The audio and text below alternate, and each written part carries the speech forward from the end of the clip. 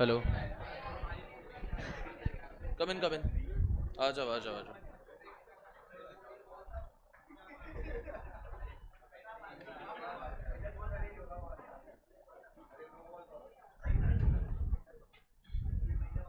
हाँ भाई, पहले तुम लोग अपना सुविधा कर लो। पंखा बंद करो, एसी बंद करो, लाइट भी बंद कर दो इधर का। मेरे लिए भी जरा सुविधा कर दो ताकि तुम्हें दिख सके। मूवी नहीं देख रहे, सारे लाइट मत बंद करो, इधर का भी बंद करो। हाँ, इसका ना, तो यही मैं बोल रहा हूँ, ये बंद करो। अरे ये बंद कर दिया, मेरा मुंह थोड़ी दिखेगा। ये वाला लाइट।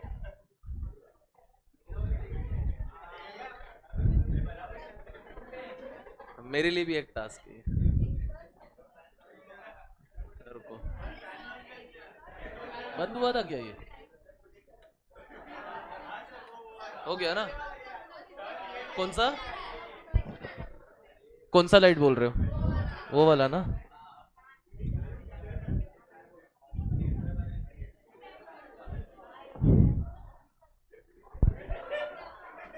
अभी ठीक है?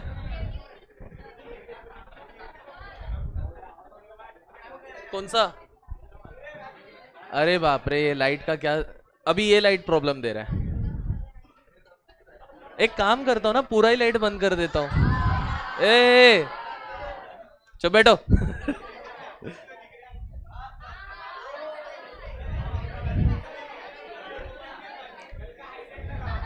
अच्छा सुनो, कोई आवाज नहीं करेगा, पहले बोल रहा हूँ। हाँ, पिक्चर दिखाता हूँ अभी इधर।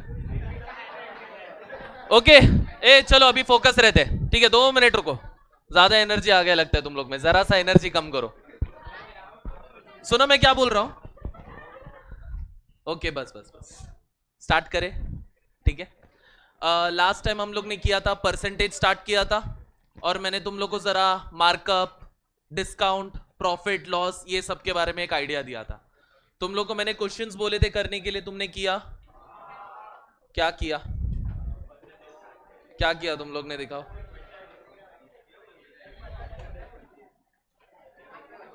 हाँ, ये मैंने टेबल करने बोला था ना तुम लोग को। कोई क्वेश्चन है जिसमें तुम लोग को प्रॉब्लम आया करने के लिए? यस। कौन सा वाला? यही वाला पेज का 12th?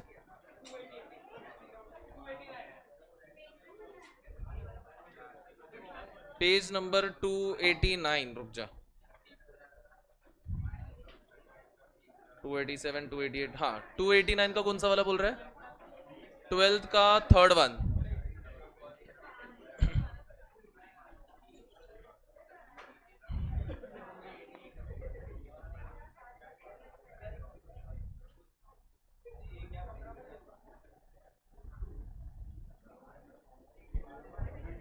अच्छा ठीक है, चलो एक बार, सबको दिख रहा है ना यहाँ पर बोर्ड?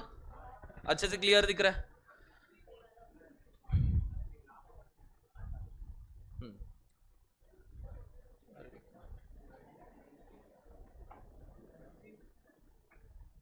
ठीक है। क्या क्वेश्चन था? क्वेश्चन नंबर 12th का थर्ड वन, देखो क्या दिया है क्वेश्चन में। गिवन पहले देखते हैं, ओके? तो गिवन इंफॉर्मेशन में हम लोग को दिया है मार्क प्राइस, वो नहीं पता हम लोग को, ओके? मार्क प्राइस नहीं पता। सेलिंग प्राइस पता है, दैट इज 680। और बोला गया है कि हमें जो डिस्काउंट दिया गया था, वो डिस्काउंट हम लोग को दिया था 15% का, ठीक है? अब यहां पर मेरा 2 मिनट के लिए ध्यान से बात सुनो। डिस्काउंट देता किस पे है? डिस्काउंट हमेशा कौन से अमाउंट पे मिलता है? चलो मैं तुम लोग को एक सिंपल करता हूं। प्रॉफिट हमेशा कौन सी कीमत पे निकाला जाता है? विच अमाउंट? कॉस्ट प्राइस पे निकाला जाता है। पहले ये क्लियर कर लेते हैं, पहले ये तुम लोग को दिमाग में क्लियर होना चाहिए, फिर ये सम पे आते हैं। पहले प्रॉफिट होने दो या लॉस होने दो, ये हमेशा किस पे निकाला जाता है? Is always calculated on cost price. कैसे? देखो, प्रॉफिट हुआ या लॉस, परसेंटेज निकालना है, तो तुम लोग का फॉर्मूला कैसे हो जाता है? प्रॉफिट या लॉस हुआ तो फिर profit divided by cost price into 100, ऐसी होता है। या तो तुम लोग का loss upon cost price into 100, ये वाला फॉर्मूला होता है हमारा। तो इसके लिए प्रॉफिट या तो लॉस निकालने के लिए हम लोग हमेशा कॉस्ट प्राइस का मदद लेते हैं। अच्छा मुझे बताओ, अगर मुझे मार्क अप परसेंटेज निकालना है, ठीक है, मार्क अप परसेंटेज निकालना है, तो उसके लिए मैं किसका मदद लेता हूं? यस, किसका मदद लिया जाता है? अच्छा मुझे बताओ, तुमने एक सामान लिया है, टी शर्ट का एग्जांपल लिया था हमने, 50 रुपीज का टी शर्ट था, अब उसके ऊपर एमआरपी रखा गया है 200 रुपीज का, मतलब उसका कीमत बढ़ाया मैंने, प्राइस बढ़ा दिया। मुझे बताओ कि कितने से बढ़ा है वो? 150। तो तुम लोग का स्टार्टिंग वैल्यू क्या था, कहां से तुमने कंसिडर किया था उसको बढ़ाने का? 50 से किया था ना। 50 क्या निकला तुम्हारा? Cost price. तो मार्कअप परसेंटेज भी निकाला किसके ऊपर जाता है? Cost price. अच्छा, फिर अभी मुझे बताओ, तुम लोग को अगर डिस्काउंट देने की बात होती है, अब मेरे टी शर्ट के ऊपर 200 रुपया प्रिंट हो चुका है, सामने एक कस्टमर आता है, कस्टमर बोलता है कि भाई मुझे ये टी शर्ट खरीदना है, बहुत अच्छा लगा है करके, कुछ तो कम करके दे दो। अब मान के चलो कि वो 200 रुपए का टी शर्ट तुमने 100 रुपीज में खरीदा, मतलब तुमने क्या लिया अपने लिए? डिस्काउंट लिया। डिस्काउंट कितने रुपीज का हुआ तुम्हारा? 100 रुपीज का। अब मुझे बताओ वो 100 रुपीज किसके ऊपर निकाला गया था? 100 रुपीज का डिस्काउंट कौन से कीमत में निकाला गया था? मार्क प्राइस पे, जो उस पे कीमत छपा हुआ था। यानी जो डिस्काउंट रहता है वो डिस्काउंट हमेशा किसके ऊपर कैलकुलेट किया जाता है? मार्क प्राइस पे, यानी कि एमपी पे निकाला जाता है। अब ये क्लियर कर दिया है मैंने कि डिस्काउंट हमेशा किस पे निकाला जाता है। अब मुझे ये क्वेश्चन में देखो, क्वेश्चन में क्या दिया है? मार्क प्राइस हमें दिया नहीं है बट डिस्काउंट परसेंटेज दिया है। कुछ सिमिलर लग रहा है ना, ऐसे वाला सम हमने किया हुआ था। ऐसा वाला सम कैसे किया था? हम लोग को कॉस्ट प्राइस नहीं दिया था बट हमें प्रॉफिट का परसेंटेज पता था। हमें कॉस्ट प्राइस नहीं दिया था बट लॉस का परसेंटेज पता था। जो चीज पे हम लोग का वैल्यू डिपेंडेंट है वो हमें दिया ही नहीं रहता है। जैसे कि अभी हम लोग का डिस्काउंट किसके ऊपर डिपेंडेंट है? मार्क प्राइस के ऊपर है, बट वो दिया ही नहीं है। तो मैंने यहां पर करने के लिए कैसा मेथड बताया था? एक टेबल मेथड बताया था तुम लोग को। ओके, ये याद है तुम लोग को टेबल मेथड? अभी टेबल मेथड में मुझे दो चीज रखना पड़ेगा। क्या रखना पड़ेगा? एक रहेगा मेरा मार्क प्राइस और एक रहेगा मेरा सेलिंग प्राइस।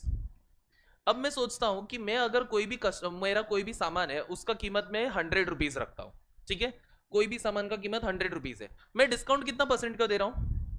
थर्ड क्वेश्चन में देखो कितना परसेंट का डिस्काउंट दे रहा हूं? 15%। तो उसको बेचने कितने वाले में हूं? कितने रुपीज में बेचूंगा मैं उसको? 15 रुपीज ज्यादा में बेचूंगा फिर कि 15 रुपीज कम में बेचूंगा? डिस्काउंट मतलब क्या होता है? हम लोग प्राइस कम करते हैं, तो अगर कम में बेचा मतलब वो चीज कितने का गिरेगा? हमें 85 रुपीज का गिरेगा, बराबर की नहीं है? मैं बेचने कितने वाला हूं? 85 रुपीज में। अगर वो सामान 100 रुपीज का है, 15% डिस्काउंट, यानी 100 का 15% इज 15 रुपीज, तो 100 के लिए वो कितने में बिकने वाला है? 85 में। अब क्वेश्चन में हम लोग को देखो मार्क प्राइस पता नहीं है, मार्क प्राइस को मैं मानूंगा क्या? x। अब बोला गया है कि उसका सेलिंग कितने में हो रहा है, देखो क्वेश्चन में लिखा है सेलिंग प्राइस कितना दिया है हम लोग को उसका? 680। तो x के लिए वो लिख देंगे हम लोग 680। अब क्या करोगे तुम लोग? क्रॉस मल्टीप्लाई करने के बाद आंसर आ जाएगा। कैसे होगा क्रॉस मल्टीप्लाई का फंडा? 680 हमारा 100 के साथ जाएगा, तो 100 into 680 is equal to X हमारा 85 के साथ जाएगा, तो x इंटू 85। एक्स को इधर ही रख दो, 100 इंटू 680 डिवाइडेड बाई 85। अभी इसको कैंसिल करते, 5 का टेबल में जाता है हमारा, 5 1 जा 5, 5 इधर 3 आ जाएगा, 5 7 जा 35, 5 2 जा 5 0 जा। और कुछ कट हो रहा है क्या अपना? 17 के टेबल में शायद 68 आता है। कितने टेबल में आता है? 4 जा 17 1 जा 17 4 जा। ओके, और ये 0 बच गया, वो लिख दो। क्या क्या आंसर बच गया हमारा? 20। क्या हुआ? कुछ हुआ क्या? नहीं ना। 20 इंटू 40 करने पे हमें x मिलेगा, 4 2 सा कितना हो गया? 8, और ये 2 0 डाल दो इधर आगे, तो x का वैल्यू 800। x क्या था हमारा? Mark price. तो ये क्वेश्चन के लिए हम लोग का मार्क प्राइस कितना निकल गया है? 800। आइडिया मिल गया कैसे करना है? और कोई कुछ क्वेश्चन में डाउट है? यस, 12 क्वेश्चन का सेकेंड वन।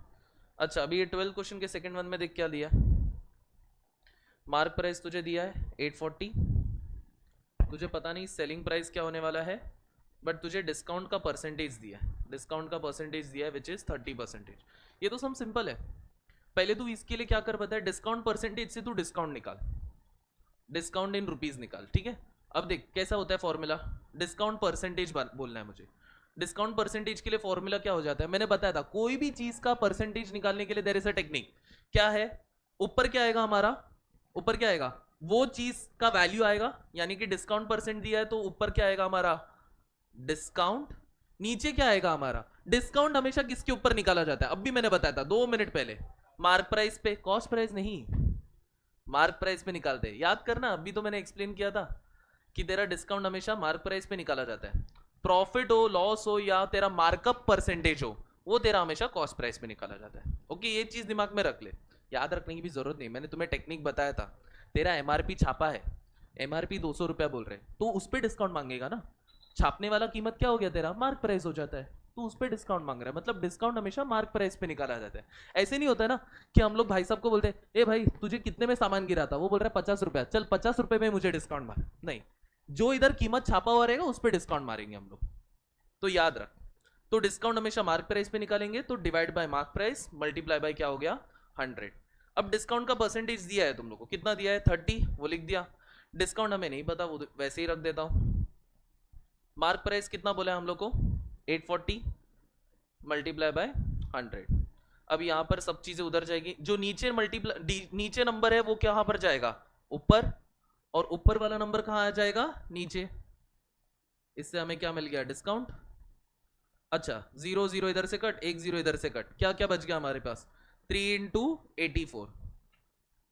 चलो बताओ कितना हो जाता है? 4 3 12, 8 3 कितना होता है? 24 प्लस 1 25। कितना हो गया डिस्काउंट रुपीज में? डिस्काउंट कितना मिल गया हम लोग को? 252 रुपीज। बट ये हमारा फाइनल आंसर है क्या? क्वेश्चन में क्या पूछा था हमें? Selling price. अब मुझे बताओ, बंदे ने बोला है कि इसका मार्क प्राइस है 840, छापा हुआ प्राइस है 840, अब बोल रहा है सामने वाले से सीधा सीधा कि मैं आपको 252 रुपीज का डिस्काउंट दे देता हूं, तो मैं कितने में खरीदूंगा, या वो कितने में बेचेगा? कितने में बेचेगा वो? दोनों को माइनस करेंगे ना, तो क्या था उसका कीमत? 840 रुपीज का था, उसमें से 252 रुपीज का डिस्काउंट गिर गया, मतलब कितना हो गया? 10 में से 2 गया तो 8, यहां पर 3 आ जाएगा, यहां पर 7, 13 में से 5 गया तो कितना हो जाएगा हमारा? 8, और 7 माइनस 2 कितना हो जाएगा? 5। कितना आ गया? 588। तो 588 will be the selling price. Got it? कैसे किया ये वाला एक बार देख लो तुम लोग, चाहिए तो अच्छे से। अगर किसी को नोट करना है, किसी ने नहीं किया है, तो तुम लोग उसके साथ साथ नोट कर सकते हो। क्वेश्चन को वापस से रिकैप लिया, मार्क प्राइस दिया है, सेलिंग प्राइस नहीं दिया, बट डिस्काउंट परसेंटेज दिया है। डिस्काउंट हमेशा मार्क प्राइस पे निकालते, तो डायरेक्ट फॉर्मूला डाल दो, फॉर्मूला से हमें डिस्काउंट मिल गया। अब हम लोग को सेलिंग प्राइस निकालने के लिए क्या करना पड़ेगा? मार्क प्राइस में से डिस्काउंट वैल्यू हटा दो, तो तुम्हारा सेलिंग प्राइस आ जाएगा। ये तुम्हारा क्या रहेगा? Selling price. यस। कुछ डाउट है इसमें? किसी को कुछ क्वेश्चन रहेगा तो अभी पूछो। यस। आगे वाला समय, कितने जन इसको नोट कर रहे हैं अभी? कितने जन नोट डाउन करे? करो फटाफट, 1 मिनट दे रहा हूं, जल्दी नोट करो इसको। तब तक तुम लोग का सम बताओ। 287 का सम नंबर 7 क्या? 287 का क्वेश्चन नंबर 7, ठीक है। और कौन सा क्वेश्चन है तेरा? सेम है, ठीक है। ये वाला क्वेश्चन के बारे में बात हो रहा है।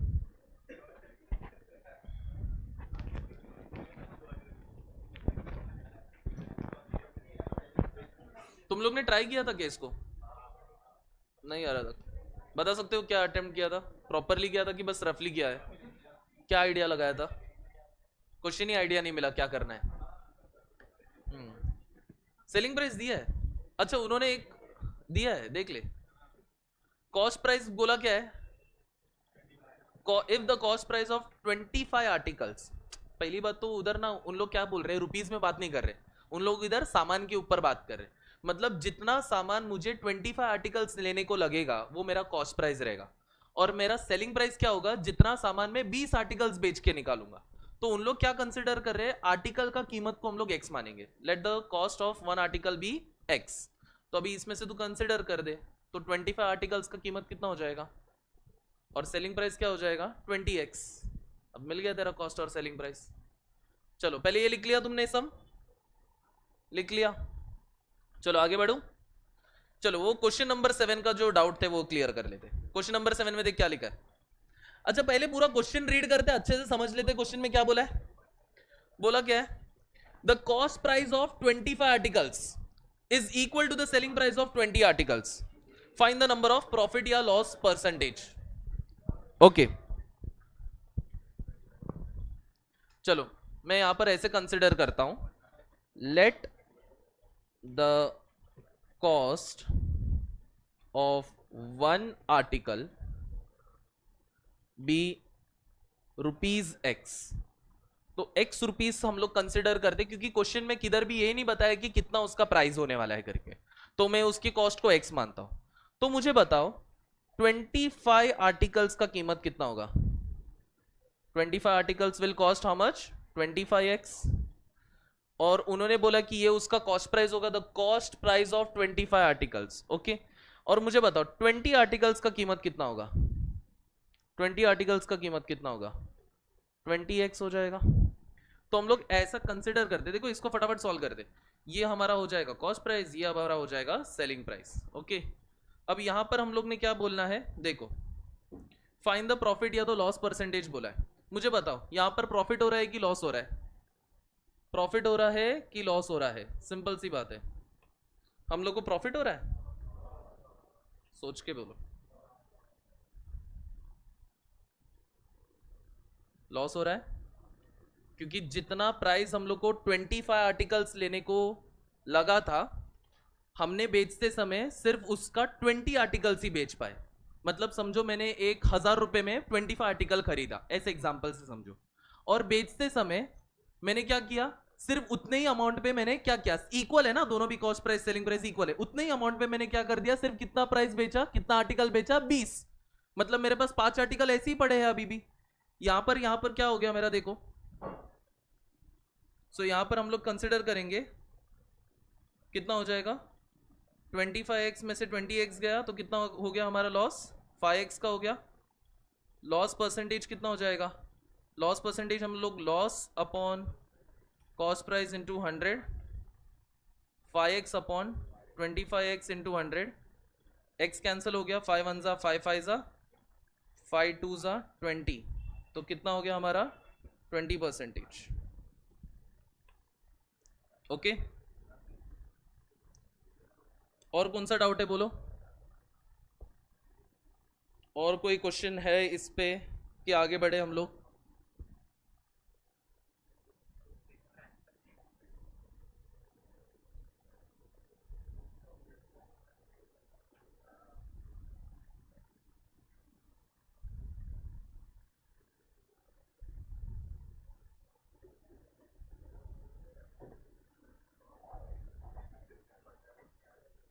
चलो आगे बढ़े।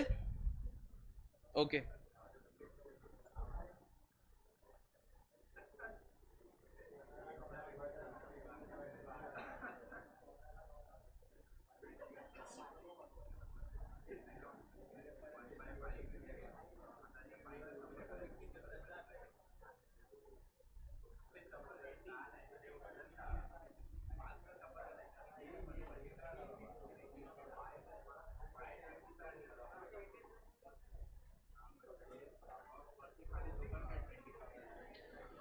चलो अच्छा यहां पर देखो, let's move on to the next topic. Okay, अभी हम लोग ये चीज के बारे में बात करेंगे, इंटरेस्ट।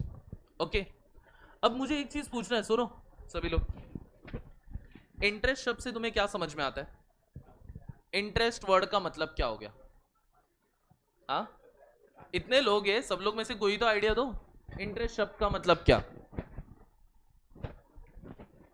बोलो बोलो, बोल बोल बोल। अच्छा, अरे कुछ तो आइडिया रहेगा ना, पहले भी कभी ऐसा फर्स्ट टाइम है क्या इंटरेस्ट वर्ड सुना है तुमने? तुमने अकाउंट्स किया, अकाउंट्स में कितना इंटरेस्ट वर्ड आ चुका है, तभी तो तुमने पढ़ा ही रहेगा ना, सिर्फ ऐसे नहीं, मैथ्स के हिसाब से नहीं बात कर रहे। अबे पॉइंट मत कर, नहीं तो तू ही बोल जाके। हाँ। कोई एक दूसरे पे पॉइंट मत करो। देखो तुम्हें एक जनरल एग्जांपल क्या लगता है इंटरेस्ट का? लोन, ओके, बैंक का लोन हो गया तो उसको इंटरेस्ट पे करना रहता है, बैंक से कुछ सामान लिया या लोन ले लिया तो उसको इंटरेस्ट पे करना पड़ेगा। और कुछ है सकता है, कोई बोलेगा सर हम लोग बैंक में अपना पैसा डिपॉजिट करते तो हमारे अकाउंट में हर महीना इंटरेस्ट आता है, बट ये इंटरेस्ट शब्द का मतलब हो जाता है। अच्छा मुझे बताओ, तुम लोग कोई भी चीज यूज करते हो, मैं यूज वर्ड यूज करूंगा, ठीक है। अब यूज मतलब क्या हो गया देखो, हाँ वापरना। अब तुम लोग में से ऑटो कितने जन, ऑटो से कितने जन आते हैं यहाँ पे? ओके, यार ट्रैवल किए रहेंगे ना तुम लोग ने ऑटो से। जब ऑटो से मैं एक जगह से दूसरे जगह पर जाता हूँ तो मेरा ऑटो यहाँ से यहाँ जाने के लिए क्या लेता है हमसे? पैसा लेता है कि नहीं लेता है? ओके, तो वो पैसा क्यों लेता है? बिकॉज हमने उस ऑटो को यूज किया है। ओके, हमने उस ऑटो का यूज करके एक जगह से दूसरे जगह पर ट्रैवल किया। जब तुम लोग ने खाना लेते हो तो खाना फ्री में आता है तुम्हें? नहीं, उसकी जगह पर तुम्हें क्या देना पड़ता है? पैसा, क्योंकि तुम वो खाने को यूटिलाइज कर रहे हो, खा रहे हो तुम लोग उस खाने को। तो कोई भी चीज जब तुम लोग यूज करते हो तुम लोग को उसके जगह पर पैसा देना पड़ता है। यस। तो अभी मुझे बताओ, जब हम लोग क्या बोलते हैं, ऑटो से हम लोग एक जगह से दूसरी जगह पर जाते हैं तो हम लोग क्या देते हैं? फेयर देते हैं उसको। उसको पैसे के नाम पे क्या देते हैं? फेयर देते हैं। क्यों फेयर देते हैं हम लोग? क्योंकि हमने उसका व्हीकल को यूज किया है। अगर हम लोग ने समझो कोई एक चीज को, फॉर एग्जाम्पल क्या बोलते हैं, हाँ, एक घर खरीदा है, या तो एक घर हम लोग जा रहे हैं उसको यूज कर रहे हैं, मतलब एक घर में हम लोग एक महीना आराम से बिता दिए हैं। उसका जो ओनर है वो आके हमसे पैसा मांगता है। क्यों मांगता है? ए भाई तू पैसा क्यों मांग रहे रे मेरे से? मैं बस तेरा घर पे रह रहा हूं ना। तो हमने उसकी घर को क्या किया? यूज किया ना रहने के लिए। तो हम लोग उसको क्या पे करते? किसी के घर पे हम लोग रहने के लिए क्या उसको पे करते? रेंट पे करते। यस। सिमिलरली यहां पर एक और कॉन्सेप्ट आता है पैसों को लेके। अगर तुमने किसी का पैसा यूज किया, अभी देखो बैंक हमें पैसा देता है, यस, ताकि वो पैसे को मैं यूज कर सकूं। अब तुम लोग को कोई भी चीज दुनिया में फ्री तो नहीं मिलेगा। बैंक ने तुम्हें पैसा दिया यूज करने के लिए, मतलब वो पैसे को मैं अब बहुत टाइम के बाद दूंगा। तो मेरे पास स्टार्टिंग में कुछ पैसा थे, अब वो पैसे को उसने मुझे यूज करने को दिया। तो जो टाइम तलक मैं उसको यूज कर रहा हूं उसके ऊपर मुझे उसको क्या पे करना पड़ेगा? इंटरेस्ट। इंटरेस्ट यानी कि एक्स्ट्रा पैसा मुझे पे करना पड़ेगा फॉर यूजिंग द मनी। पैसे को यूज करने के लिए जो मैं चीज देता हूं उसको हमने नाम क्या देना है? इंटरेस्ट देना है। ठीक है, ये क्लियर हो गया हमारा इंटरेस्ट का कॉन्सेप्ट क्या होता है करके। अब चलो, सबसे पहले ना इंटरेस्ट हमारा दो टाइप के होते हैं। 2 मिनट, क्या हुआ, कुछ डाउट है क्या? जरा सा एक बार कॉन्सेप्ट एक्सप्लेन कर देता हूँ, फिर बाद में तू डाउट्स क्लियर कर दे। If anyone has any doubts, किसी को भी कुछ भी प्रॉब्लम लगता है, आफ्टर लेक्चर के बाद हम लोग डिस्कस कर लेते हैं उसके रिलेटेड। ठीक है, फिलहाल के लिए अभी कैसे हम लोग का ये टूट रहा है ना, कनेक्शन टूट रहा है। तो इंटरेस्ट का मतलब क्या रहता है? We use the money, use the money, पैसे को यूज करने के लिए जो हम लोग को फेयर देना पड़ता है, फेयर बोलो, रेंट बोलो, या कोई भी उसको अलग नाम बोलो, ये जो हम लोग को पे करना पड़ता है इसी को मैं इंटरेस्ट कहता हूं। अब ये इंटरेस्ट जो है ना, ये दो टाइप के होते हैं। बता सकते हो कौन से दो टाइप के इंटरेस्ट होते हैं हमारे पास? वेरी गुड, हमारे पास एक होता है सिंपल इंटरेस्ट और एक होता है हमारा कंपाउंड इंटरेस्ट। ओके, अब मुझे बताओ simple interest and compound interest में डिफरेंस क्या है करके। किसी को इसके बारे में आइडिया है? क्या फायदा होता है, किससे ज्यादा फायदा होता है? कंपाउंडिंग से फायदा होता है। कंपाउंडिंग वर्ड मतलब क्या रहता है? हम लोग जोड़ते जाते हैं। अब देखो, तुम लोग को एक चीज ना जरा कॉन्सेप्ट समझाना शुरू करता हूं मैं। सबसे पहला बार हमने किसी से पैसा उधारी में ले लिया, मैं समझो यहाँ पर लोन का ही बात कर रहा हूँ, पैसा उधारी में ले लिया, तो स्टार्टिंग का जो भी पैसा रहेगा उसको हम लोग ने नाम क्या देना है? प्रिंसिपल। ओके, स्टार्टिंग का जो भी पैसा रहता है उसको हम लोग क्या बोलते हैं? प्रिंसिपल। तो प्रिंसिपल मतलब ऐसा लिख सकता हूं मैं, स्टार्टिंग वैल्यू। स्टार्टिंग वैल्यू, जो भी हमारा पैसे का स्टार्टिंग वैल्यू रहता है दैट इज द प्रिंसिपल। अब फिर क्या हो जाता है, उस पैसे को मैं जरा टाइम तक मेरे पास ही रखूंगा। अब जरा टाइम तक मेरे पास रखना है मतलब इसको मैं यूज कर रहा हूं। यस, करेक्ट है ना?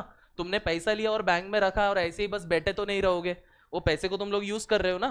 वो यूज करने के ऊपर तुम्हें एक्स्ट्रा पैसा देना पड़ता है जिसको हमने नाम क्या देना है? इंटरेस्ट बोलते हैं हम लोग। इसको हम लोग इंटरेस्ट बोलते हैं यूज करने के लिए। अब यूज करने के बाद तुम लोग उसको लौटाते हो पैसा। अब मुझे बताओ उसको कितना पैसा लौटाओगे तुम लोग? कितना पैसा लौटाओगे? जितना उसने दिया उतना ही लौटाओगे कि एक्स्ट्रा पैसा भी दोगे उसके ऊपर?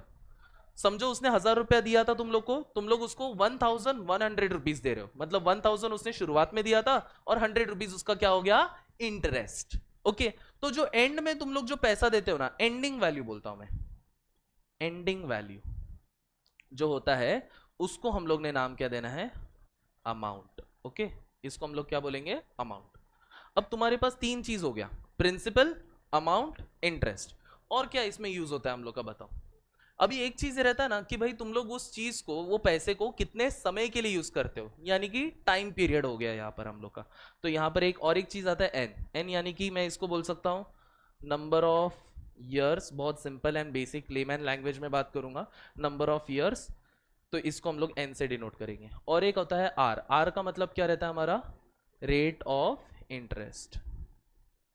क्योंकि भाई बैंक लोन देता है ना हमें, तो लोन मतलब ऐसे नहीं बोलेगा ना कि भाई तू इतना पैसा ले ले, मैं तेरे से 5,000 रुपया ले रहा हूं। तो हम लोग भी पूछेंगे ना भाई ये 5,000 में तुझे क्यों दे रहा हूं, तो वो बोलेगा कि मैं 10% इंटरेस्ट ले रहा हूं तेरे से, 5% इंटरेस्ट ले रहा हूं। तो जो इंटरेस्ट का परसेंटेज में वैल्यू रहता है ना, that is called as rate of interest. Okay, तो अभी मैं एक तुम लोग को सिचुएशन देता हूं। मान के चलो तुम लोग के पास 1,000 रुपीज है, दिख रहा है सभी को बोर्ड पे, 1,000 रुपीज है हमारे पास। अब ये 1,000 रुपीज मैंने बैंक में डाला, और बैंक वाला बोलता है कि मैं तुझे हर साल 10% का इंटरेस्ट दूंगा। हर साल कितना परसेंट इंटरेस्ट देने वाला है वो, 10%। इसका मतलब मेरे पास जो 1,000 रुपीज है for the first year, okay, year 1 में मेरा जो 1,000 रुपीज है वो अब किस में बदल गया, उसके ऊपर मुझे कितना परसेंट इंटरेस्ट मिल रहा है, 10%। मुझे बताओ 1,000 का 10% कितना हो गया, 100। तो मुझे 100 रुपया मिल गया फर्स्ट ईयर में। तो मेरे अकाउंट में बैलेंस कितना रहेगा, अकाउंट में बैलेंस कितना हो जाएगा, 1,100। ओके, बैंक वाला मुझे एकदम सिंपल बोल रहा है, मैं तुझे क्या करूंगा, तुझे मैं जो तूने शुरुआत में पैसा लाया था उसके ऊपर मैं हर बार तुझे इंटरेस्ट देते बैठूंगा। अब सेकेंड ईयर वापस से मुझे कितना रुपीस का इंटरेस्ट लगेगा, 10%, मतलब कितना हो जाएगा, 100 रुपीज वापस से लगा, मतलब अभी मेरे अकाउंट में कितना हो जाएगा, 2,000, सॉरी 2,000 बोल रहा हूं मैं, 1,000 कितना हो जाएगा, 200। फिर तीसरे साल वापस से क्या हो जाएगा, ये दूसरे साल का बात हो रहा है, फिर तीसरे साल क्या हो जाएगा, वापस से तीसरे साल क्या हो जाएगा, वापस से तुझे 100 रुपया मिल रहा है। इसका मतलब अब तेरे पास कितना जमा हो गया, 1,300। अब तुम लोग ने एक चीज नोटिस किया, हमारा जो ये पैसा था वो हमारा क्या है, हर बार सेम ही है। सेम है मतलब ये मेरा क्या हो गया, सिंपल इंटरेस्ट हो गया। सिंपल इंटरेस्ट में एक चीज हमने नोट डाउन करना है कि हमेशा जो इंटरेस्ट लगता है, इंटरेस्ट यानी कि जो हम लोग को पैसा देना पड़ता है, वो हमेशा स्टार्टिंग वैल्यू पे देते हैं हम लोग, स्टार्टिंग वैल्यू पे निकालते हैं। स्टार्टिंग वैल्यू मतलब इस केस में वो स्टार्टिंग वैल्यू क्या हो गया हमारा, ये देखो इस केस में वो स्टार्टिंग वैल्यू क्या हो गया हमारा, 1,000। तो 1,000 पे ही हम लोग हर बार इंटरेस्ट निकालते, तो 10% हर बार किस पे निकाला जा रहा था, 1,000 पे। ये हो गया हमारा सिंपल इंटरेस्ट का कॉन्सेप्ट। बट अभी मैं दूसरे बैंक में जाता हूं। अब दूसरे बैंक में क्या हो गया देखो, पहले साल में मैंने उसके पास जाके 1,000 रुपीज दिया, वो मुझे सेम चीज बोल रहा है मैं आपको 10% के हिसाब से इंटरेस्ट दूंगा। तो अब क्या हो रहा है, मैं 1,000 का 10% निकालूंगा, चलो बोल सकते हो ना, 1,000 का 10% कितना हो गया मेरा बताओ, 100। Very good. तो मेरे अकाउंट में अभी बैलेंस कितना रहेगा बताओ, 1,100। अब क्या हो गया, मेरा सेकेंड ईयर चालू हो रहा है। अब सेकेंड ईयर में मेरे अकाउंट में बैलेंस कितना है, 1,100 है। अब बैंक वाला क्या बोलता है पता है क्या, मैं अब तेरा इंटरेस्ट है ना 1,000 रुपीज पे नहीं निकालूंगा, अब मैं किस पे निकालूंगा, 1,100 पे निकालूंगा। हर साल में क्या करूंगा, तेरे पास जो भी पैसा जमा हो रहा है उसके ऊपर इंटरेस्ट देते रहूंगा। तो अब मैं अगर 1,100 का 10% बोलूंगा तो कितना हो जाता है, 110 रुपया हो जाता है, 110 रुपीज। ओके, ये समझा क्या रे तुम लोग को, सॉरी कहाँ गया रे भाई,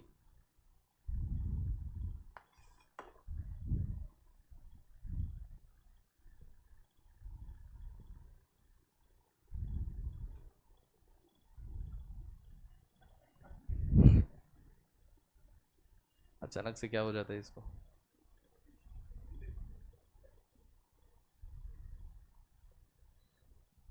हाँ बराबर ना।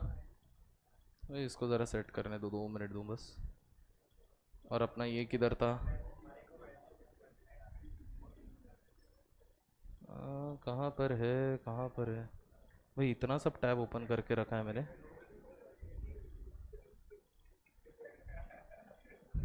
हाँ पूरा देख, बेटे बेटे देखो क्या कर रहे, हाँ बस हो गया।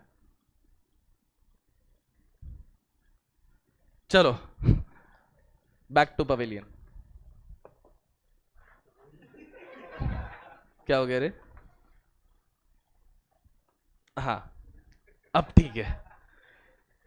अच्छा मुझे बताओ, पहले साल दूसरे साल में हमारे पास पैसा कितना जमा हो गया था? 1100 जमा हो गया था। इसके ऊपर अगर 10% बोलेंगे तो मतलब अब मेरे अकाउंट में कितना, अरे रुकना भाई, अब मेरे अकाउंट में कितना रुपीस जमा हो गया है बताओ? 1100 और मुझे 110 रुपए इंटरेस्ट मिला, मतलब कितना हो जाएगा? 1210 रुपीज। चलो शाबाश। अब मैं तीसरे साल का बात करूंगा।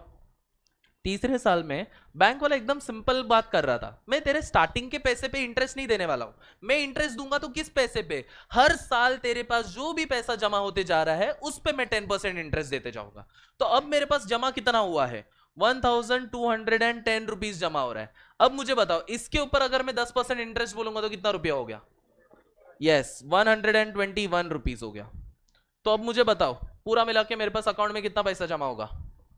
पूरा मिला के अकाउंट में जमा कितना हो गया 3 साल बाद?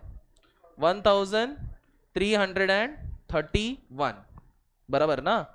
1210 प्लस 121 कितना हो गया? 1 इधर, 3 इधर, 3 इधर और ये 1 इधर, कितना हो रहा है? 1331। अब मुझे बताओ, कौन से बैंक में पैसा रखना ज्यादा आसान है, ए बैंक में कि बी बैंक में? किस में फायदा है मेरा? ए में रखूं कि बी में रखूं? बी में। क्यों बी में रखना है? क्योंकि ए में तुम लोग खुद देख सकते हो कि 3 साल बाद मेरे अकाउंट में कितना पैसा जमा हो रहा है, सिर्फ 1300 रुपीज ओनली। और बी बैंक में मेरे पास 3 साल बाद कितना पैसा जमा हो रहा है? 1331 रुपीज। मतलब फायदा कहां पे ज्यादा हो रहा है मेरा? बी बैंक में। इसका मतलब क्या अच्छा रहता है, कंपाउंड इंटरेस्ट की सिंपल इंटरेस्ट? कंपाउंड। जब पैसा हमें मिलने की बात होती है, ओके। नहीं, अगर हमें किसी को पैसा देना है तो हम लोग हमेशा सिंपल इंटरेस्ट के हिसाब से देंगे तो अच्छा लगेगा। चलो, पहले तो हमने क्लियर किया what is a compound interest and what is simple interest. अब मैं इसका फॉर्मूला बताता हूं, तुम लोगों को पता है ना इसका फॉर्मूला कि नहीं? अच्छा वेरी गुड। हाँ चलो मुझे बताओ, सिंपल इंटरेस्ट का बात करते। Simple interest. अब सिंपल इंटरेस्ट में हम लोग सबसे पहले ये वाला बताओ, interest is equal to, simple interest के इसमें आई लिखेंगे हम लोग, सिंपल इंटरेस्ट ऐसा ही लिख देता हूं मैं, simple interest is equal to P into N into R upon 100। ये हमारा फॉर्मूला होता है, principal into number of years into rate upon 100। तो पहले सिंपल इंटरेस्ट का अपने अपने नोट्स में दिया हुआ है एक जगह, वहां पर फॉर्मूला लिख लो चाहिए तो। नोट्स के उसमें पेज नंबर देखो, यहां पर दिया है 286। तो उधर सिंपल इंटरेस्ट के बारे में लिखा, तो सिंपल इंटरेस्ट के बारे में पूरा वहां पर वैल्यू लिख लो।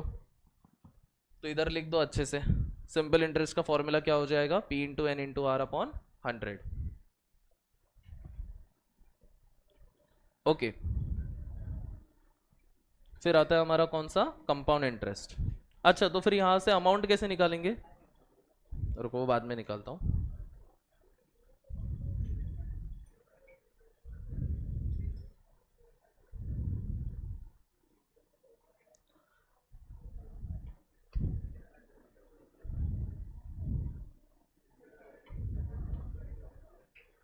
कंपाउंड इंटरेस्ट का फॉर्मूला कैसे बनेगा? कंपाउंड इंटरेस्ट, अच्छा हम लोग डायरेक्टली कंपाउंड इंटरेस्ट करके फॉर्मूला नहीं लिखेंगे, यहाँ पर फॉर्मूला आएगा हम लोग का अमाउंट का। तो अमाउंट इज इक्वल टू क्या आ जाएगा? P in bracket 1 plus R upon 100 raise to n। ये हमारा फॉर्मूला आता है। तो इसमें हम अमाउंट निकालेंगे। ओके, कंपाउंड इंटरेस्ट में पहले मैं अमाउंट का फॉर्मूला बताऊंगा, अमाउंट कैसे निकालते हैं। और उसके बाद अगर मुझे कंपाउंड इंटरेस्ट निकालना भी है तो it will be amount minus principal. Okay, मैंने 3 चीज तुम्हें बताया, सिंपल इंटरेस्ट और कंपाउंड इंटरेस्ट निकालने का फॉर्मूला। नोट डाउन कर लो उधर।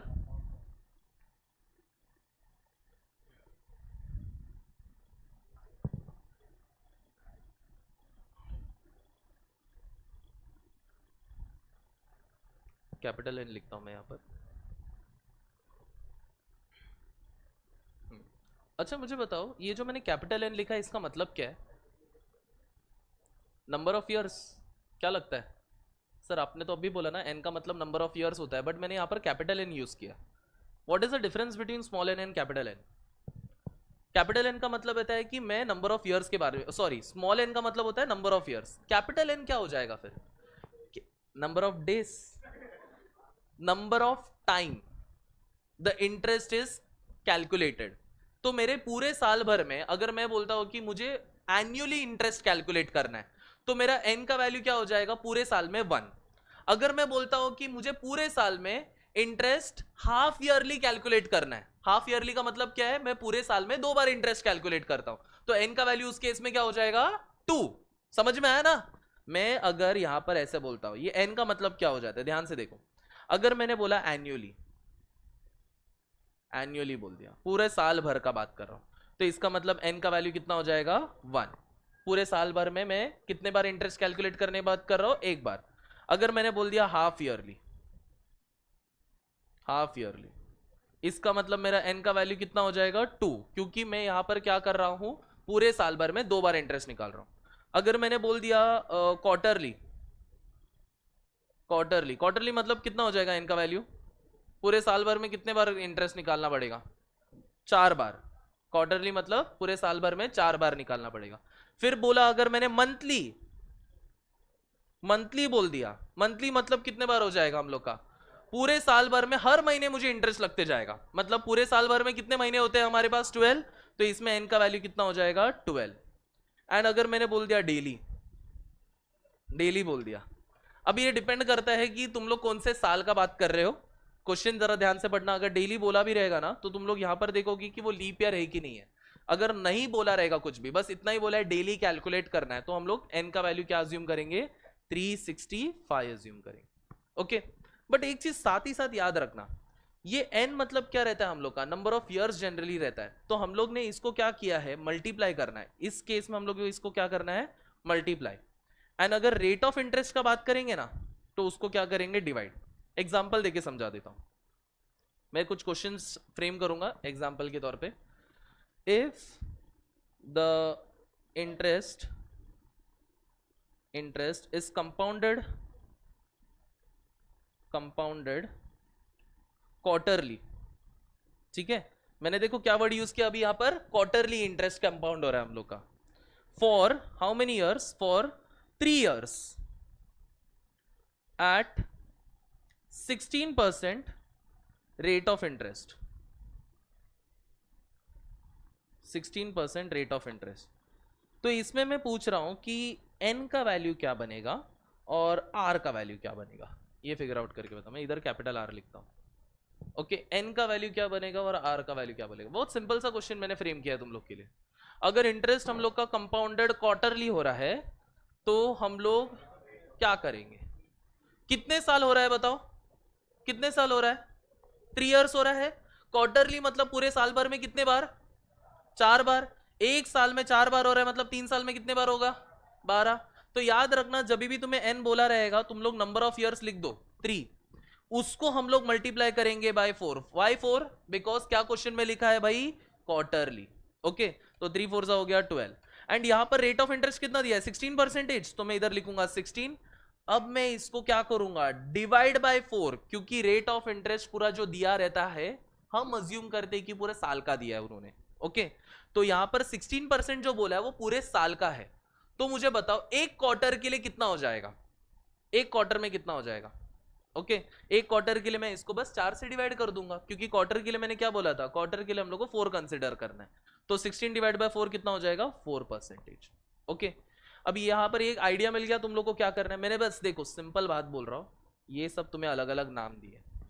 अगर तुम्हें n निकालना है तो तुम्हें करना क्या है मल्टीप्लाई, r निकालना है तो तुम्हें करना क्या है divide by this values. Okay, इतना ही दिमाग में रखो। ये क्लियर हुआ है तो मैं एक क्वेश्चन तुम्हें फ्रेम करके देता हूं, तुम लोग उसका n और r का वैल्यू बता देना, ठीक है। क्वेश्चन एग्जांपल नंबर 2 ले लेता हूं। अगर हमारा इंटरेस्ट, क्वेश्चन लिख दो अपने बुक में, if the interest is compounded monthly for 5 years at 36%, actually 36 ज़्यादा हो गया ना, ज़रा मुझे भी ज़्यादा लगने लग गया, 10% रेट ऑफ इंटरेस्ट, ठीक है। तो इस केस में मुझे n का वैल्यू और r का वैल्यू क्या आएगा निकाल देना। n और r क्या बनेगा निकालो। अभी ये मंथली बात हो रहा है तो मंथली के लिए हमारा 5 साल बोल रहे हैं, 10% इंटरेस्ट रेट बोल रहे हैं, कुछ बोला नहीं है, मतलब एनुअली कंसिडर करते हैं हम लोग, 10% एनुअली है। बट यहाँ पर मंथली हम लोग को कंपाउंड करना है, तो n का वैल्यू क्या होगा और r का वैल्यू क्या होगा। ओके,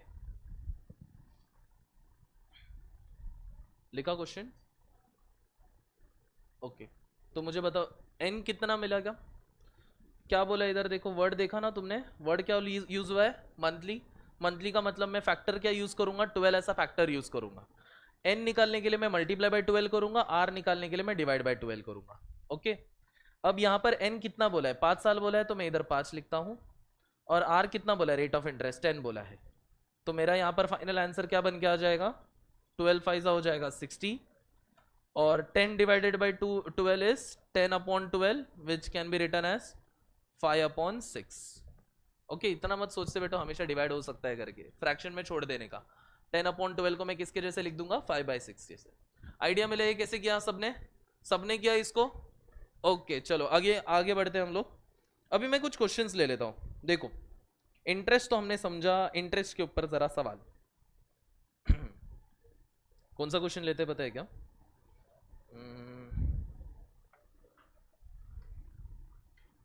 ओके, क्वेश्चन नंबर 15 देख लो, पेज नंबर कहां पर है, 288।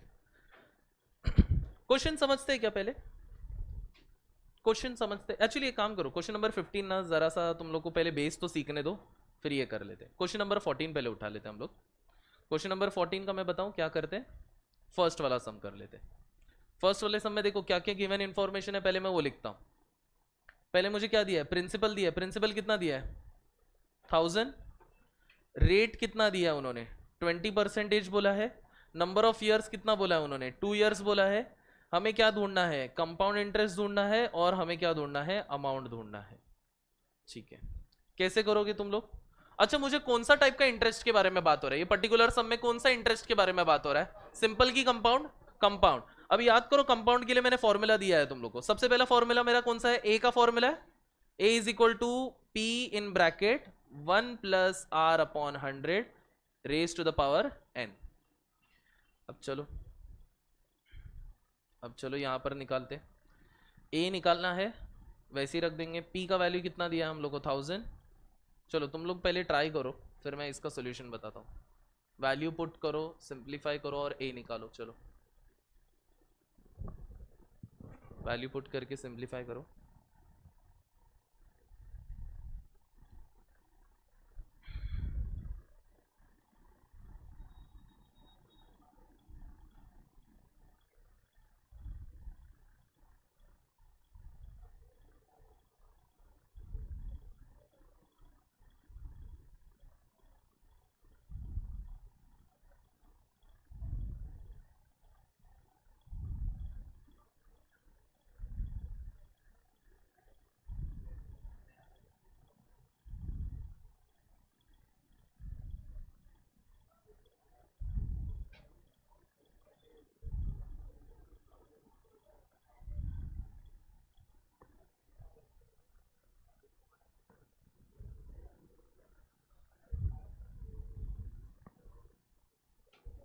इधर वैल्यू पुट करेंगे तो क्या बन जाएगा, 1 प्लस आर, आर का वैल्यू 20 अपॉन 100 रेज टू 2।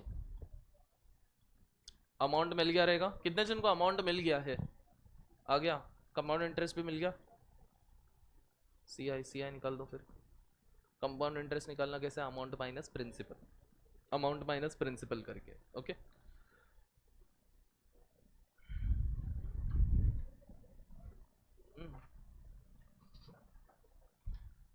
कर लिया क्या तुम लोग ने।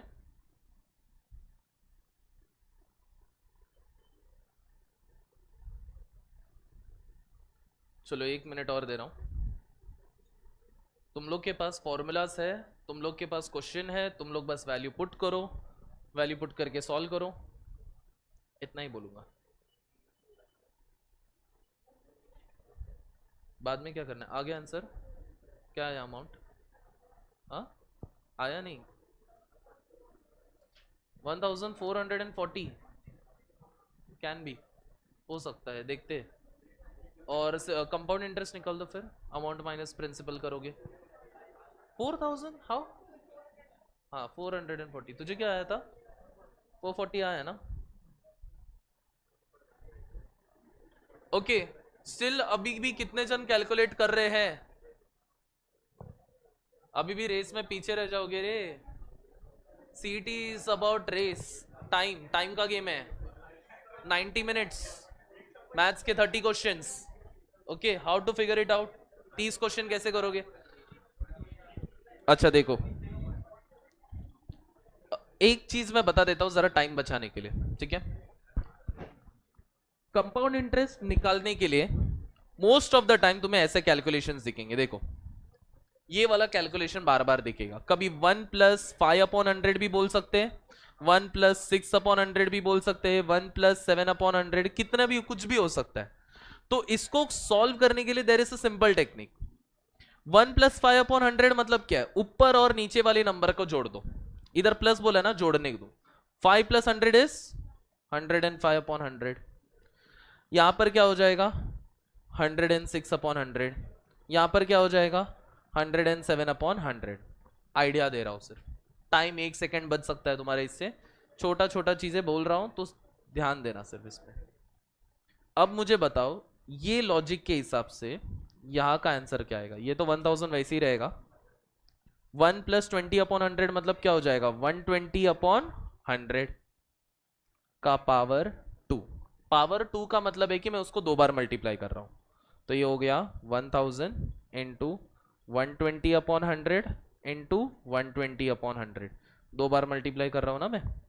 अभी जो कट हो सकता है वो कट कर लो। 0 1 कट हो रहा है, इधर से 0 1 कट हो रहा है, 1 0 1 0 यहाँ पर कट हो रहा है, 1 0 1 0 यहाँ पर कट हो रहा है। क्या हो गया?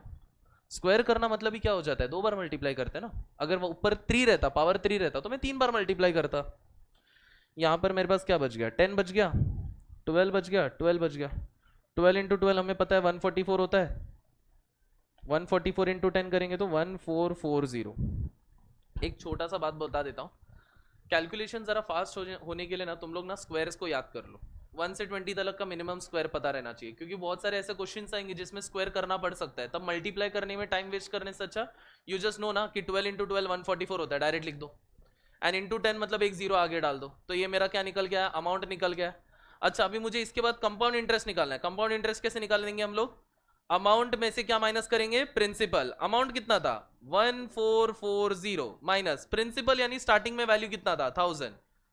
1000 माइनस करेंगे तो कितना हो जाएगा? 440।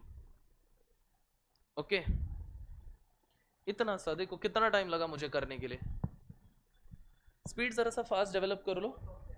ओके, अच्छा चलो, ये मैंने कर लिया है। तो तुम लोग अभी क्वेश्चन नंबर 14 का ही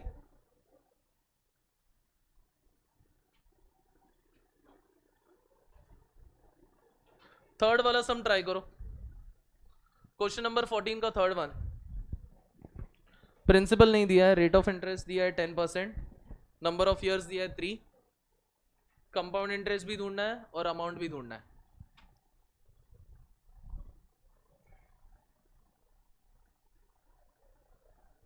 क्वेश्चन नंबर 14 का थर्ड वन।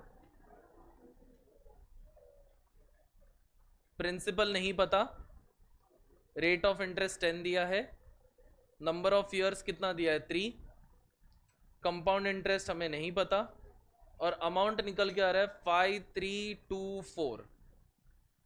ठीक है, फॉर्मूला स्टार्टिंग में सेम ही लगने वाला है। कंपाउंड इंटरेस्ट क्वेश्चन में है तो फिर अमाउंट इज इक्वल टू ये फॉर्मूला, पी ब्रैकेट में 1+r/100 के पावर में n, ये लगेगा फॉर्मूला। इसमें अभी वैल्यू पुट कर लो। ए का वैल्यू दिया तो पहले ए का वैल्यू पुट करना, 5324। पी नहीं दिया वैसे ही रहो। 1+r दिया है 10/100 का पावर n, n कितना है? 3। तुम लोग को इतना हिंट देता हूं, पहले इसको सॉल्व करो। इसका जो भी आंसर आएगा मल्टीप्लाई होते हुए दिखेगा, वहां पर जाके क्या हो जाएगा? डिवाइड। तो तुम्हें यहाँ का p मिल जाएगा। फिर कर लिया, हो गया आंसर निकाल के। तो फिगर आउट करो, फिर बताऊंगा। तुम लोग को कोशिश करना है रे, पेपर तुम्हें लिखना है, मैं मुझे नहीं।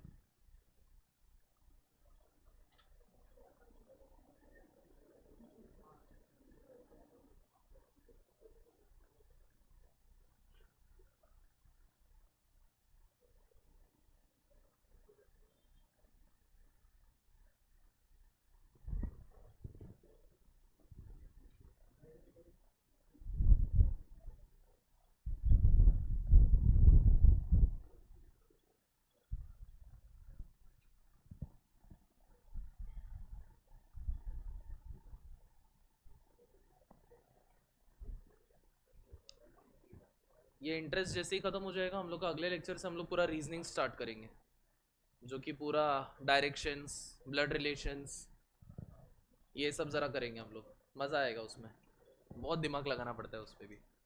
मतलब कैलकुलेटिवली दिमाग नहीं लगाना है, लॉजिकल दिमाग लगाना है।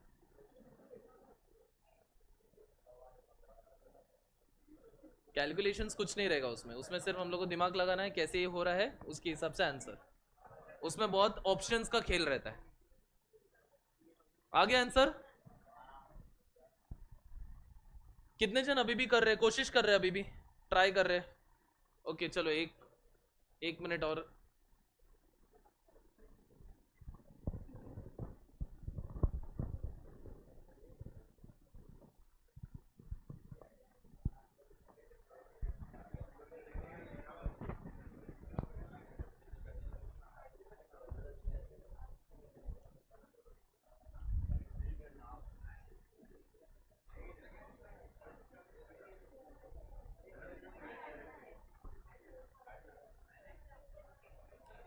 चलो 1 मिनट के बाद मैं स्टार्ट करूंगा।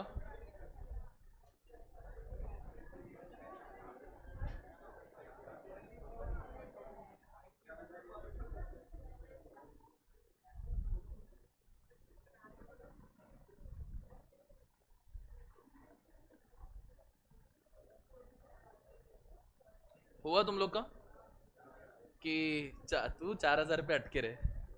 4,000 नहीं आया तो देख लेते। 4,000 आ रहा है, देखते देखते 4,000 पे आंसर किया। पक्का तू नहीं किया ना सॉल्व? रे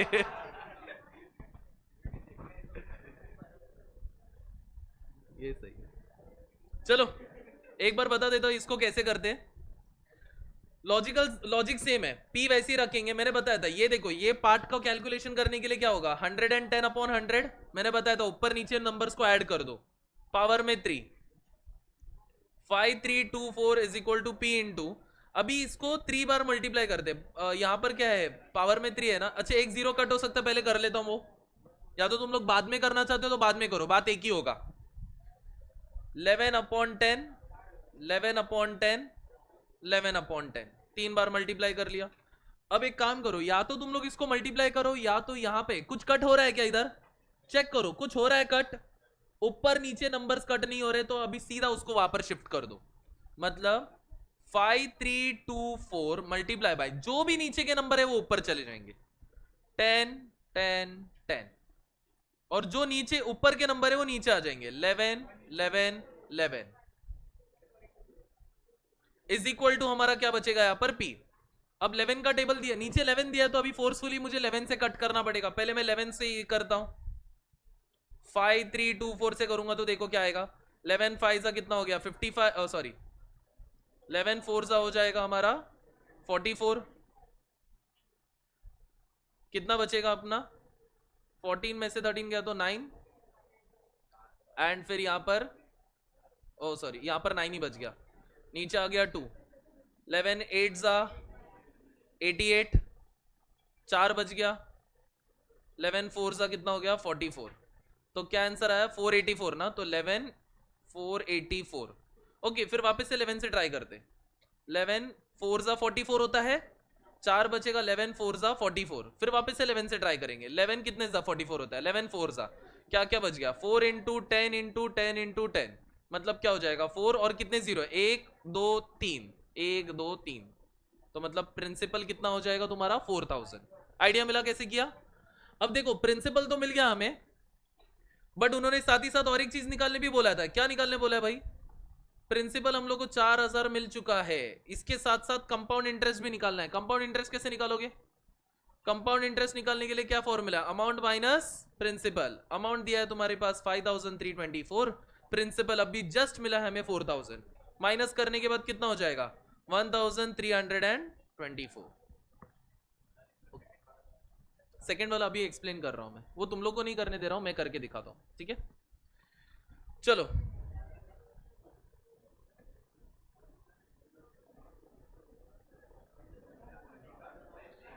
क्वेश्चन नंबर 14 का सेकंड सम, ए यहां देखो रे, क्वेश्चन नंबर 14 का सेकंड सम, पूरा फोकस रखो।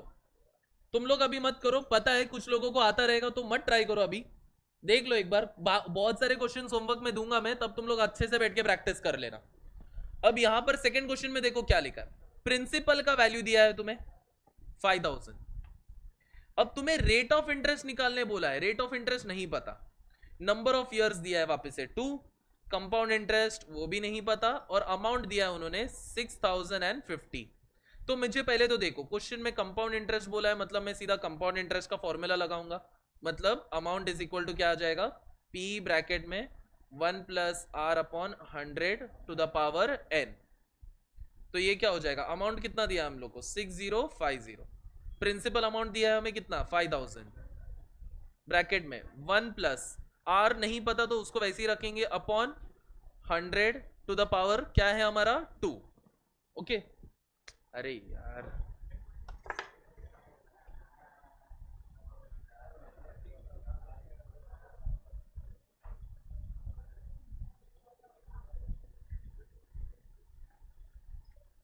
कहाँ से कट होता है रे, इसका जरा सा जुगाड़ निकालना पड़ेगा।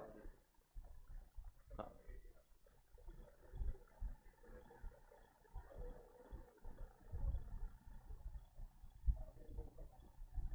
ओके,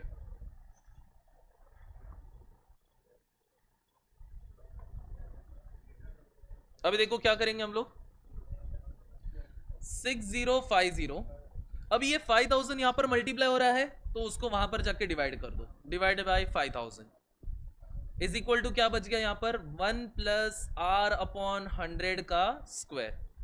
क्या दिख सकता है तुम्हें, कुछ कट हो रहा है क्या, ये साइड पे लेफ्ट साइड पे देखो, ये साइड पे देखो, कुछ कट हो रहा है क्या, हाँ एक जीरो तो कट हो रहा है हमारा, और क्या हो सकता है, कोई टेबल में जा सकता है क्या, 5 का टेबल, चलो 5 वन जा और ये 2 जीरो, और ये क्या हो गया 5 वन जा 5, एक कैरी हो जाएगा, 5 टू जा 10, फिर 5 वन जा 5, क्या मिला हमें लेफ्ट साइड पे 121 upon 100 is equal to 1 plus R upon 100 to the power 2।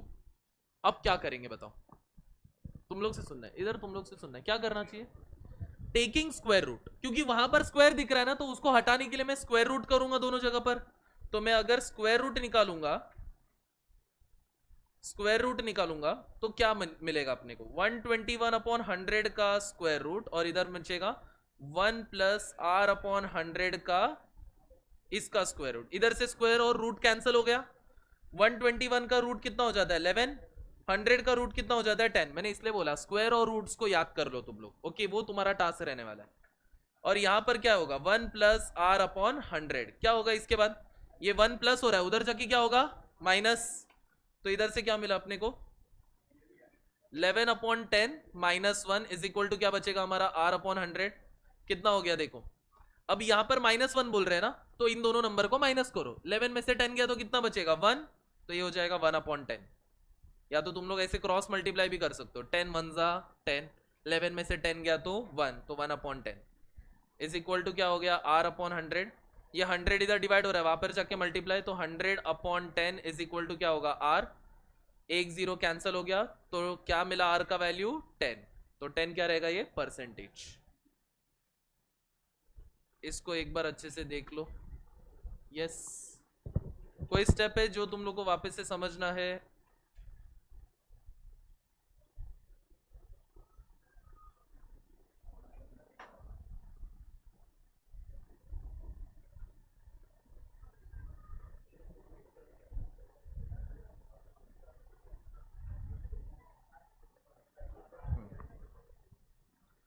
Note down करके रख लो, क्वेश्चन नंबर 4 का सेकंड सम में क्या किया था हमने,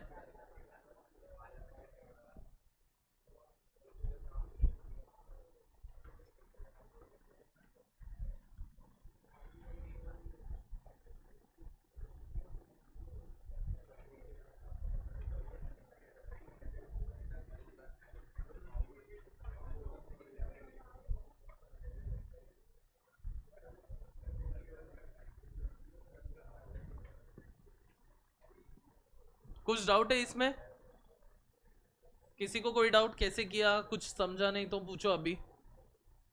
एक ऐसा भी क्वेश्चन रहता है जिसमें n मिसिंग रहता है, n ढूंढना रहता है,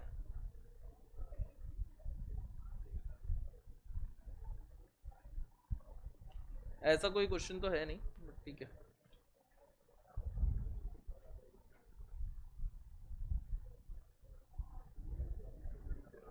चलो अभी इसके बाद क्वेश्चन नंबर 15 कर लेता हूं मैं।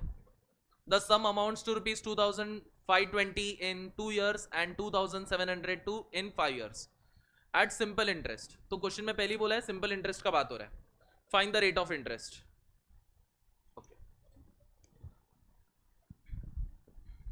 इसी का पेज नंबर में 288 क्वेश्चन नंबर 15। चलो देखते हैं, तुम लोग का लॉजिक यूज करने को लगा देता हूं। 2 मिनट दे रहा हूं तुम लोग को, ट्राई करो तो करो।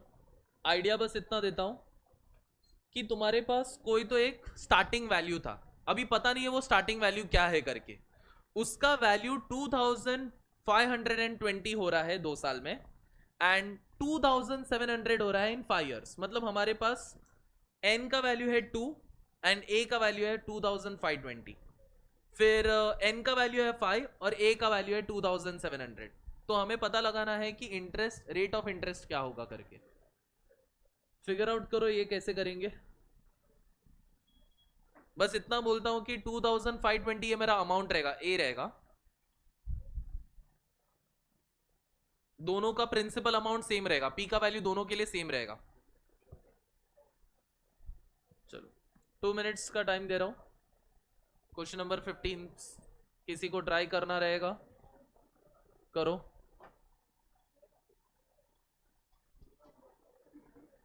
See try to unlock your potential. तुम लोग कर सकते हो, बस तुम लोग ना करना नहीं चाह रहे हो, ऐसा हो गया। कोशिश करो ना, करने पे ही तुम्हें समझ में आएगा।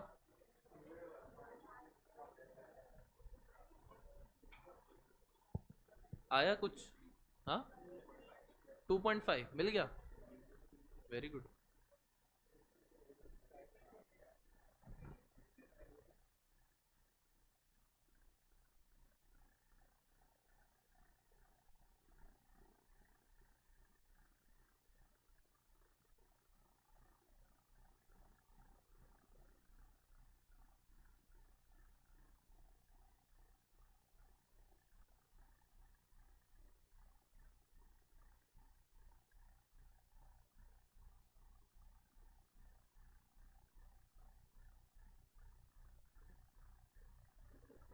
स्टार्ट करें।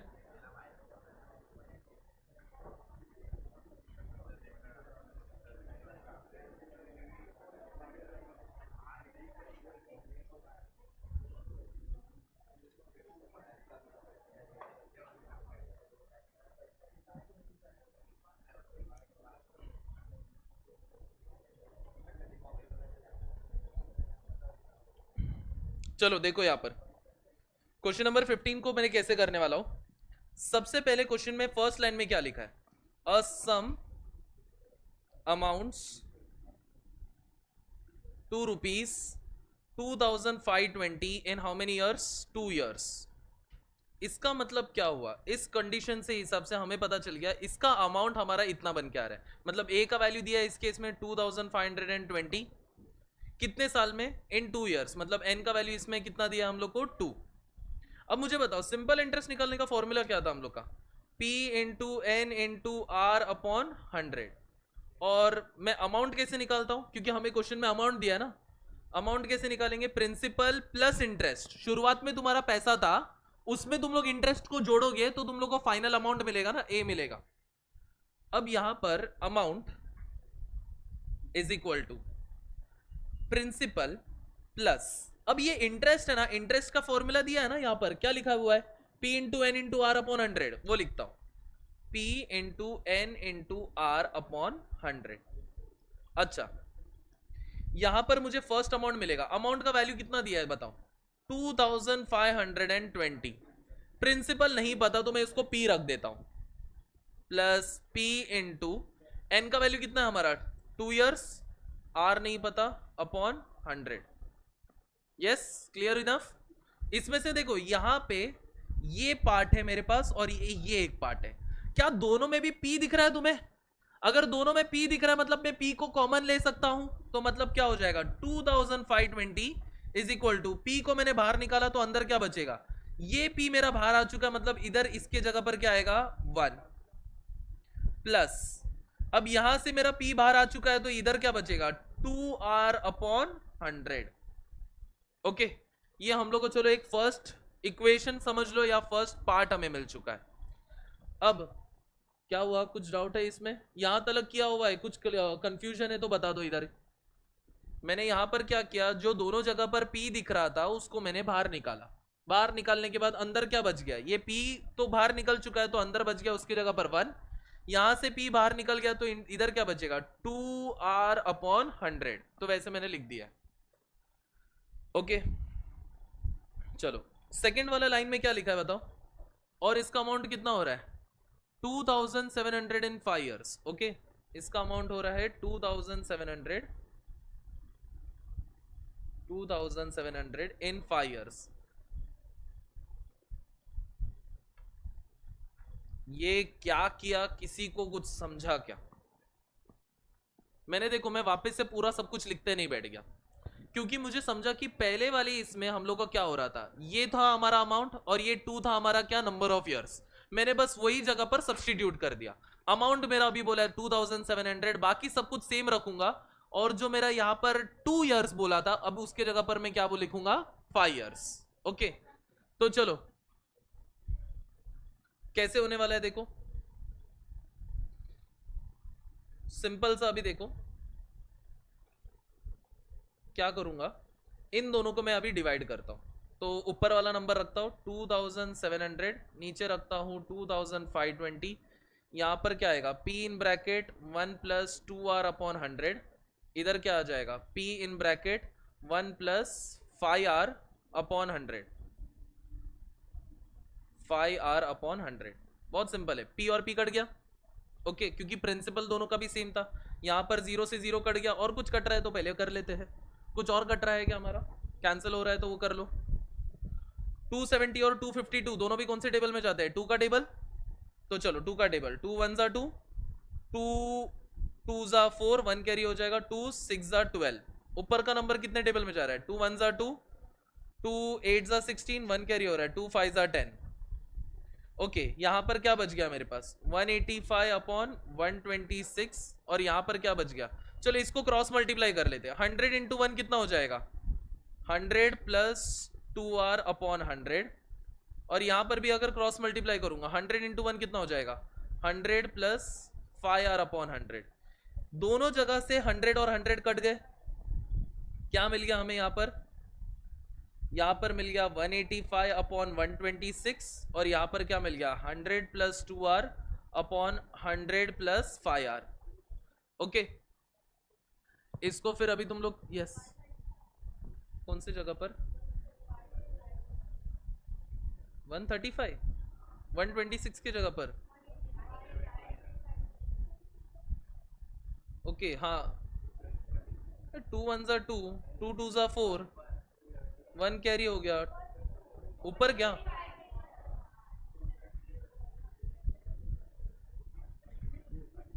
रुको, 2 1 ज़ा 2, 2 3 ज़ा 6, यस सॉरी 2 3 ज़ा 6, फिर 1 कैरी हो गया 135। ये 135 आ गया।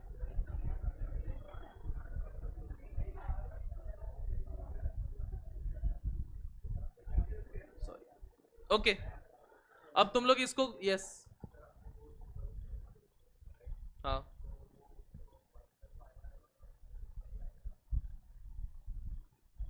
ओके, यहाँ पर भी एक छोटा ही किया। ये 2700 ऊपर था ना, तो यहाँ पर ऊपर वाले नंबर में 5 दिखना चाहिए था, नीचे वाले नंबर में 2 दिखना चाहिए था।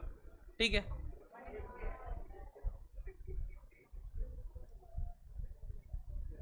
यहाँ पर 5R और यहाँ पर 2R।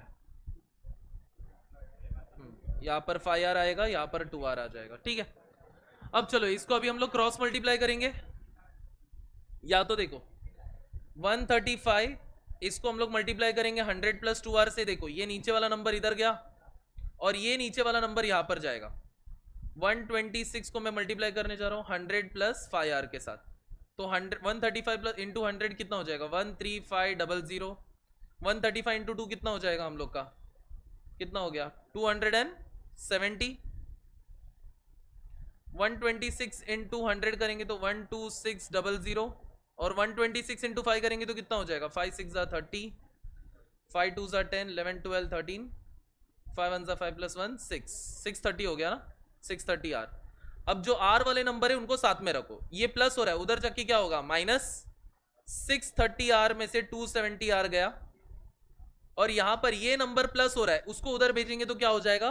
माइनस 13,500 माइनस ये नंबर इधर आ जाएगा 12,600। माइनस करो, बताओ कितना हो रहा है, दोनों जगह का बता दो। 13,500 माइनस 12,600 कितना हो गया? बोलो। 400, 900, इधर 900 बच गया, यहां से कितना बच रहा है? 360। पक्का? तो इधर आर रख दो, 900, ये मल्टीप्लाई है, वहां पर जाके डिवाइड, 1010 कट। अब मुझे बताओ कौन से टेबल में जाएगा ये दोनों नंबर?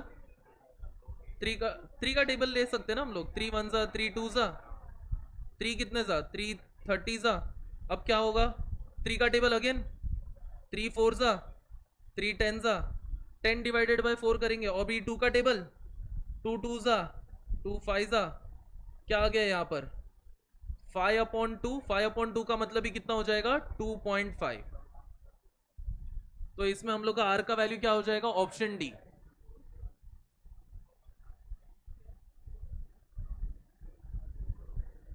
चलो एक बार इसको नोट कर लो तुम लोग अपने बुक में, 1 मिनट। हाँ, यस,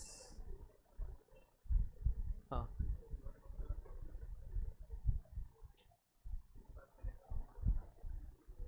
एक मिनट। हाँ,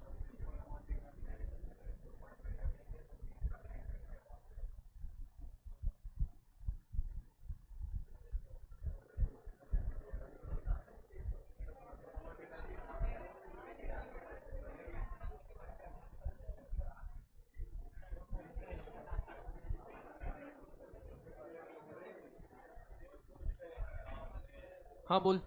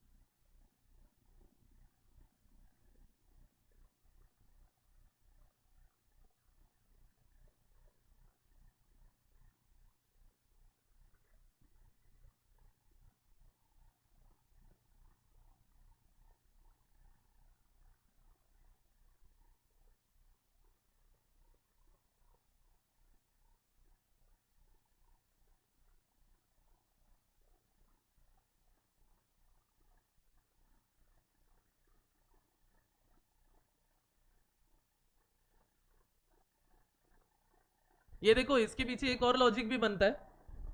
अब तुम लोग सवाल समझो। एक सम है जो कि 2520 बन रहा है 2 साल के अंदर, और 2700 बन रहा है कितने साल में? 3 साल में। तो मुझे बताओ एक्स्ट्रा कितना बन रहा है, इन दोनों के बीच में का डिफरेंस कितना आ रहा है अपना? 180 हो रहा है। अब 180 रुपीज एक्स्ट्रा पैसा हो रहा है ना, मतलब ये क्या हो गया? हमारा इंटरेस्ट हो गया।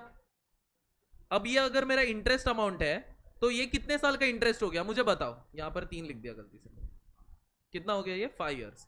कितने साल के बीच में का इंटरेस्ट हो रहा है ये? 3 साल का ना, क्योंकि 2 साल में मेरा पैसा इतना बन रहा है, 3 साल में मेरा इतना बन रहा है। मतलब मैं जो एक्स्ट्रा पैसा 180 रुपीज कमा रहा हूं वो कितने साल के अंदर कमा रहा हूं? 3 साल के अंदर कमा रहा हूं। ये इंटरेस्ट मैंने कितने साल में कमाया? 3 साल में। अब मुझे बता सकते हो 1 साल में मैं कितना इंटरेस्ट कमा सकता हूं इस पे? अगर मैं 3 साल भर में 180 रुपीज कमा रहा हूं तो हर साल मुझे कितना रुपया मिलते जा रहा है? 60 रुपीज। तो मतलब 180 डिवाइडेड बाई 3, मतलब मुझे मिल रहा है 60 rupees every year. Every year. अब मुझे बताओ, मुझे इंटरेस्ट पता चल गया है, तो अभी हम लोग यहां पर ये ऐसे कर सकते, सिंपल इंटरेस्ट का फॉर्मूला। ओके,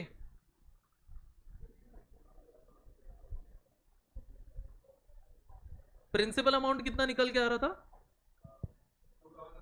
2400 ना। ओके, 2400 सर कैसे निकला वो बताओ, एक लॉजिक बता दो। 2400 प्रिंसिपल अमाउंट कैसे निकला? गर्ल्स यहां से पूछ रहा हो तुम लोग को 2400 प्रिंसिपल कैसे निकला। ये देखो, एक साल का इंटरेस्ट कितना निकल रहा है 60 रुपीज, अभी निकाला था। 2 साल का इंटरेस्ट कितना निकलेगा 120 रुपीज निकलेगा। मुझे बट बताओ 2 साल में मेरा पैसा कितना जमा हो गया है 2520। तो अगर मेरा इतना जमा हो गया तो मेरा शुरुआत कितने से हुआ था, इसमें से 120 हटा दो क्योंकि मेरा 2 साल भर में 120 रुपया और जमा हो गया था ना वहां पर, 120 हटा दो तो 005 में से एक गया तो 4, मतलब 2400 मेरा स्टार्टिंग का क्या रहेगा ये प्रिंसिपल।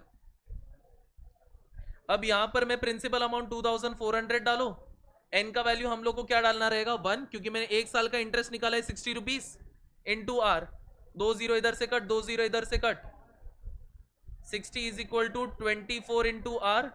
आर का वैल्यू क्या हो जाएगा 60 डिवाइडेड बाय 24, तो इसको कैलकुलेट करके तुम्हारा आंसर आ जाएगा। 2 का टेबल है ना, 1 जा 2 जा 30, 3 का टेबल, हाँ वही हो गया आंसर।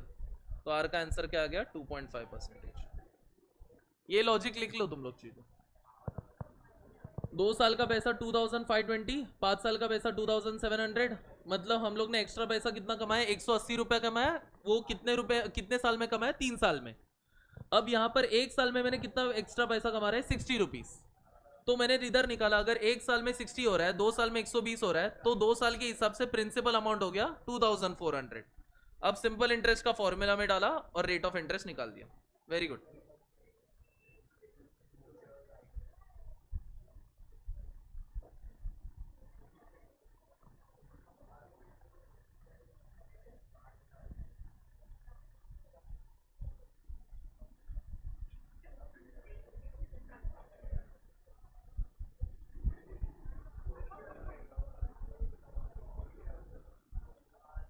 हो गया इतना।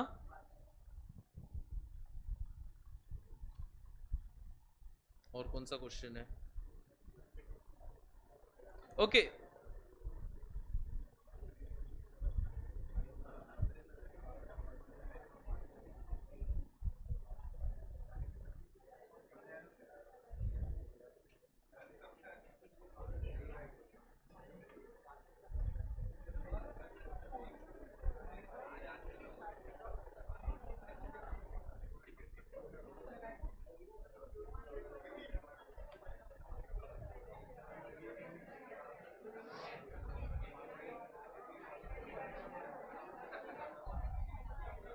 अच्छा चलो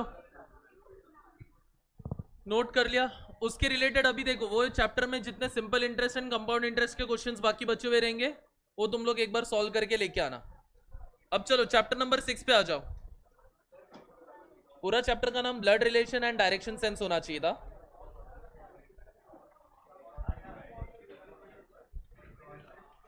चलो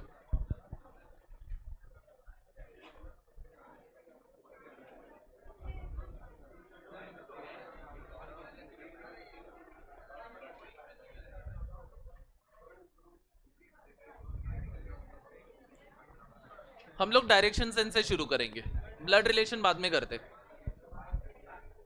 ओके खून का रिश्ता बाद में करेंगे, पहले दिशा देखेंगे डायरेक्शंस। ओके अच्छा पहला चीज पेज नंबर अपना 300, पेज 300 पे आ जाओ। ओके चलो एक सिंपल सा एक कंडीशन देखते हैं। तुम लोगों को डायरेक्शंस के बारे में क्या पता रहता है? लेफ्ट राइट, तुम लोग को बस इतना पता है लेफ्ट जाना है राइट जाना है, सीधा जाओ या पीछे जाओ, यू टर्न मारो, ये सब हम लोग को पता है। अब देखो सुनो, बट जनरली डायरेक्शंस कितने होते हैं? 4 होते हैं। और वो 4 डायरेक्शन क्या होता है? नॉर्थ साउथ ईस्ट और वेस्ट। तो हम लोग का अगर बुक में मैं अगर शो करूंगा नॉर्थ साउथ ईस्ट वेस्ट कैसा रहता है, तो जो ऊपर वाला पार्ट वो हमेशा नॉर्थ रहता है, नीचे वाला पार्ट हमेशा क्या रहता है? साउथ। ये डायरेक्शन में जो रहेगा वो क्या रहेगा? वेस्ट, मतलब towards the left is the west. और राइट साइड में क्या रहेगा हमारा? ईस्ट। ओके वेस्ट और ईस्ट में बस कंफ्यूज मत होना। ऐसे इंडिया का मैप देखो, हम लोग का वेस्ट साइड में हम लोग रहते हैं, ईस्ट साइड में वो कोना हो गया बे ऑफ बंगाल, वेस्ट साइड में अरेबियन सी, वैसे याद रखा था। वेस्ट और ईस्ट, बस इसमें कंफ्यूज होना मत। नॉर्थ साउथ तो सबको पता है कहाँ रहता है, वेस्ट ईस्ट में बस कंफ्यूज मत होना, ये बहुत लोग करते हैं कंफ्यूजन। अब इसके साथ साथ हम लोग के पास और भी कुछ डायरेक्शंस होते हैं जो इनके बीच में आता है। नॉर्थ और ईस्ट के बीच में ऐसे वाला लाइन निकलता है, वो डायरेक्शन का कौन सा होता है? North east. यहां का डायरेक्शन क्या होता है? South east. ये वाला डायरेक्शन क्या होता है? South west. और ये वाला डायरेक्शन क्या होता है? North west. ओके, अब पहला चीज इतना क्लियर कर लो। दूसरा चीज तुम्हें इतना पता रहना चाहिए कि हर एक जो डिग्री रहता है, यानी कि हर एक डायरेक्शन दूसरे से कितने डिग्री पे रहता है। जो हमारा प्राइमरी डायरेक्शंस होते हैं ना, that is north south east west, आपस में हमेशा 90 डिग्री का एंगल बनाते। मतलब ये ऐसा रहेगा हमारा, ये नॉर्थ, ये साउथ, ये ईस्ट और ये वेस्ट। नॉर्थ और ईस्ट हमेशा आपस में कितना डिग्री का एंगल बनाएगा? 90। ईस्ट और साउथ हमेशा 90, वेस्ट और साउथ 90, और नॉर्थ और वेस्ट कितना हो गया? 90। अच्छा, बट यहां पर अगर हम लोग इसमें बात करेंगे, ये नॉर्थ है, ठीक है, और ये हमारा इधर नॉर्थ ईस्ट है, इन दोनों के बीच में का डिग्री कितना होता है? 45 डिग्री।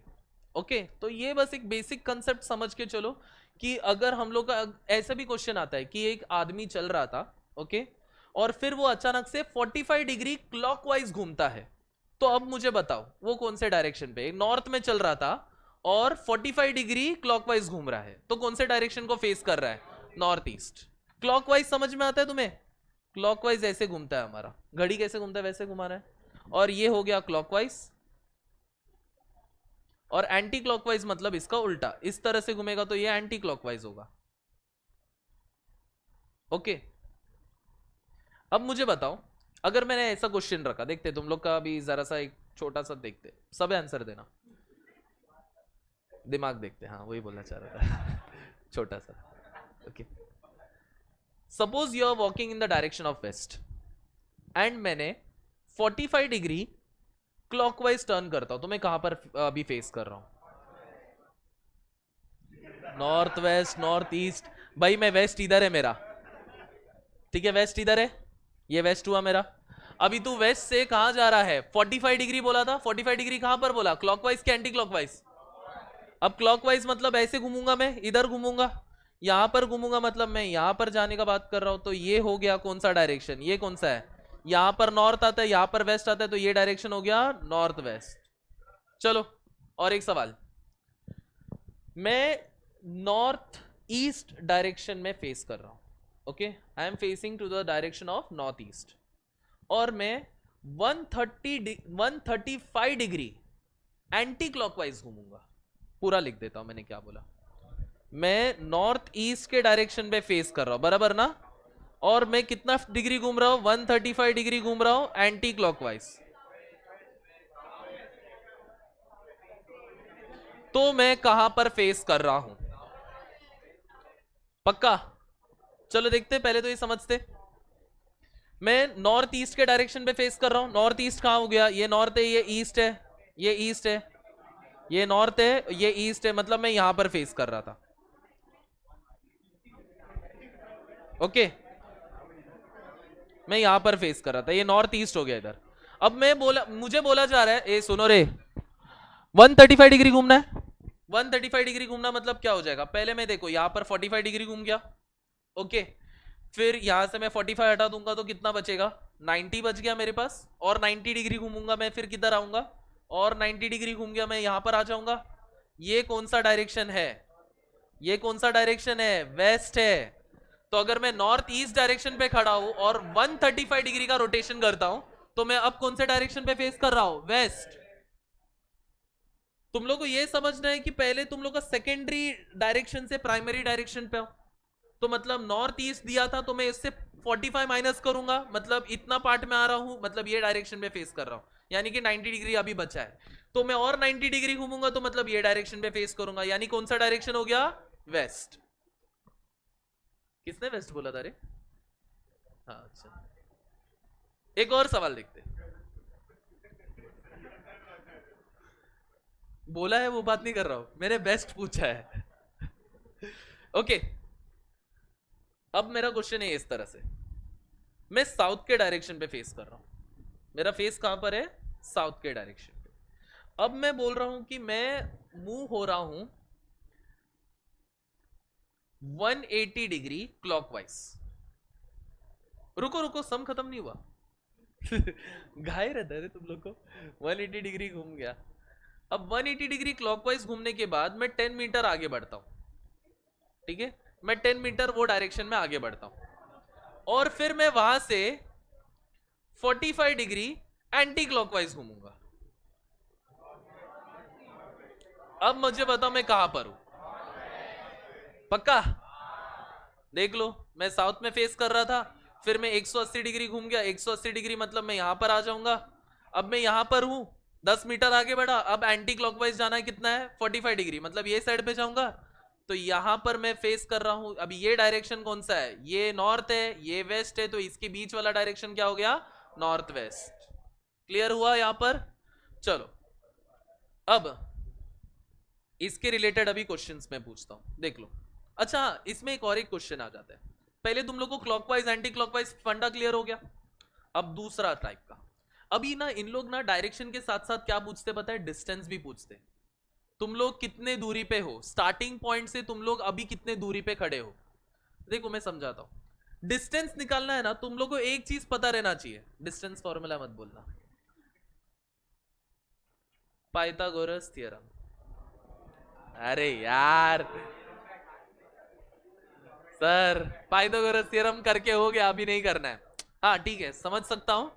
बट क्या है ना कि यहाँ पर डायरेक्शंस कैसे हम लोग के एकदम 90 डिग्री पे सारे डायरेक्शंस फेस कर रहे हैं ना। इसका मतलब हम लोग का एक ट्राइंगल बन जाएगा। देखो एक एग्जांपल समझा देता हूं।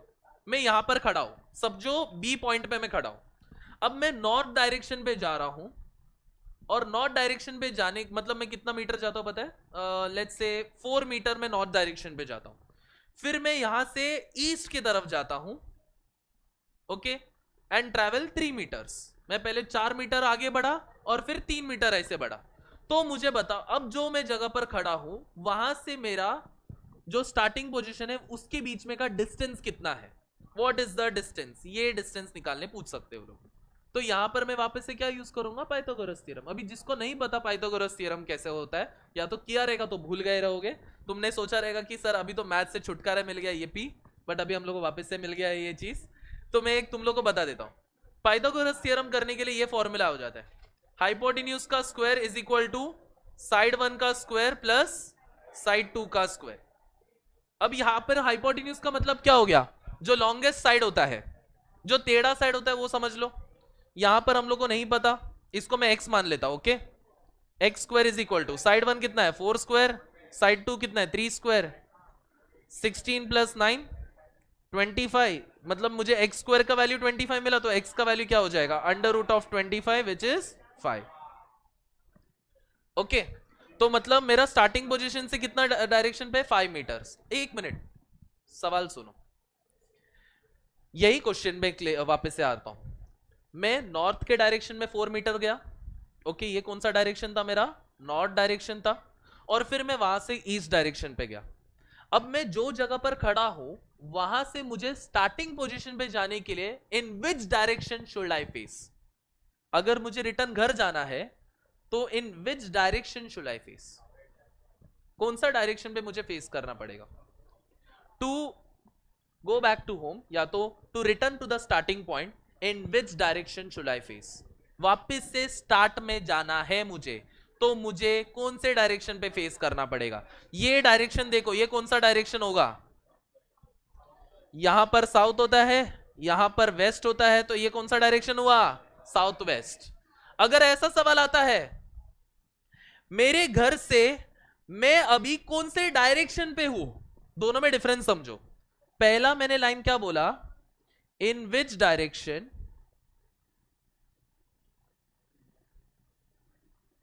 Is my starting position? Is my starting position, मेरा स्टार्टिंग पोजीशन कौन से डायरेक्शन पे? तो मेरा इसमें आंसर आ जाएगा क्या? South west. बट अगर ऐसा सवाल आएगा इन विच डायरेक्शन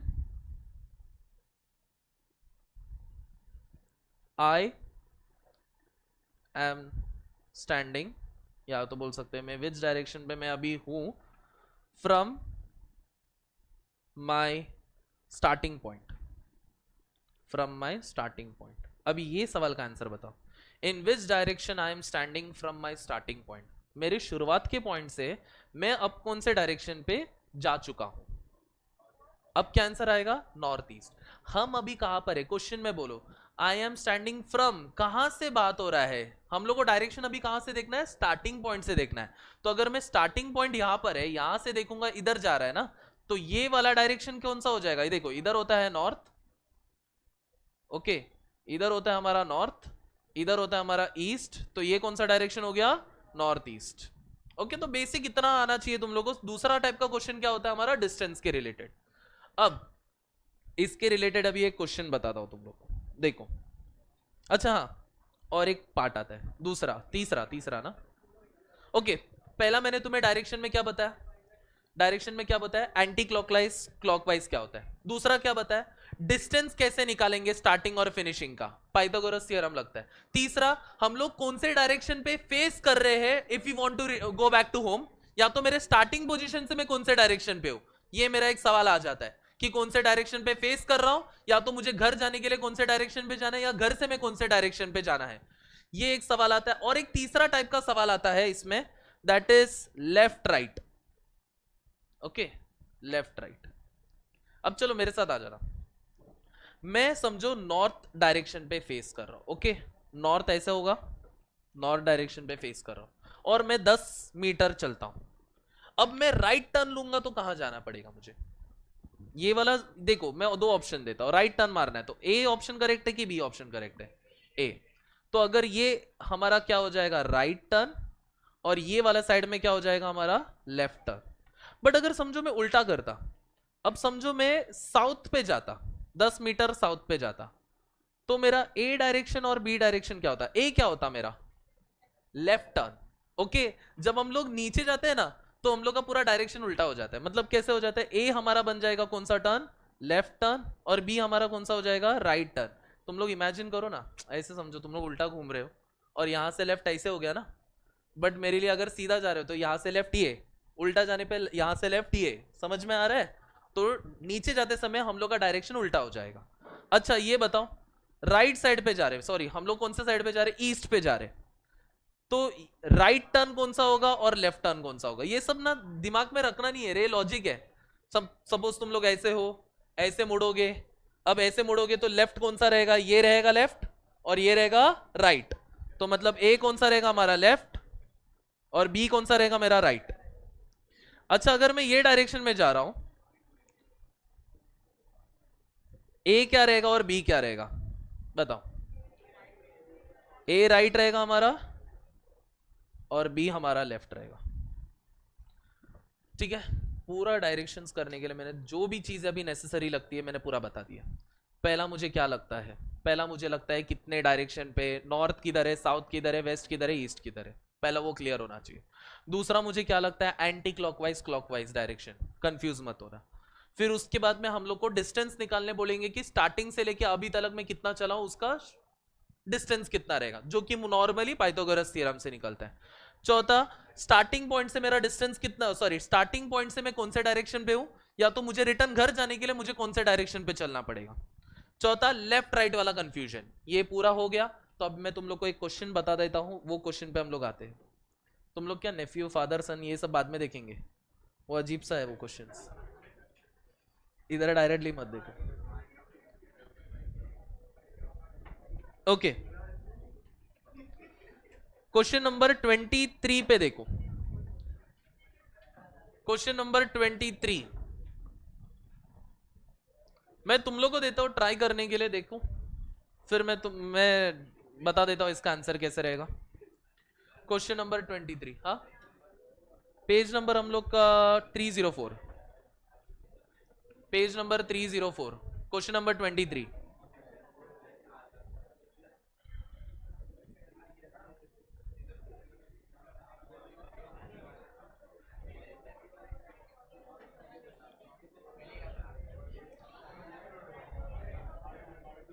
एक मिनट का टाइम दे रहा हूं।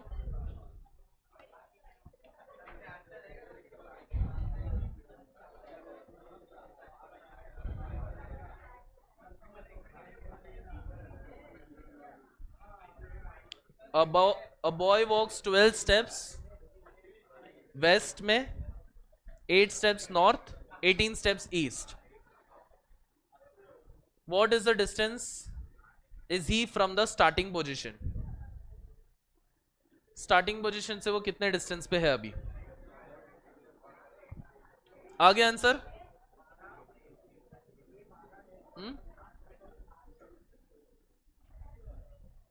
तुम लोग ऐसे डायग्राम बना लो ना, तुम लोग को ऐसे सोच के नहीं आएगा, डायग्राम बनाना पड़ेगा. देखो कैसे डायग्राम बनेगा. एक लड़के को इधर हम लोग पॉइंट देते हैं, तो यहां से हम लोग का शुरू होने वाला है सब कुछ. 10 आ गया. पहले इमेजिन करो कि अगर तुम लोग वहां से ट्रैवल करोगे तो कैसे दिखेगा.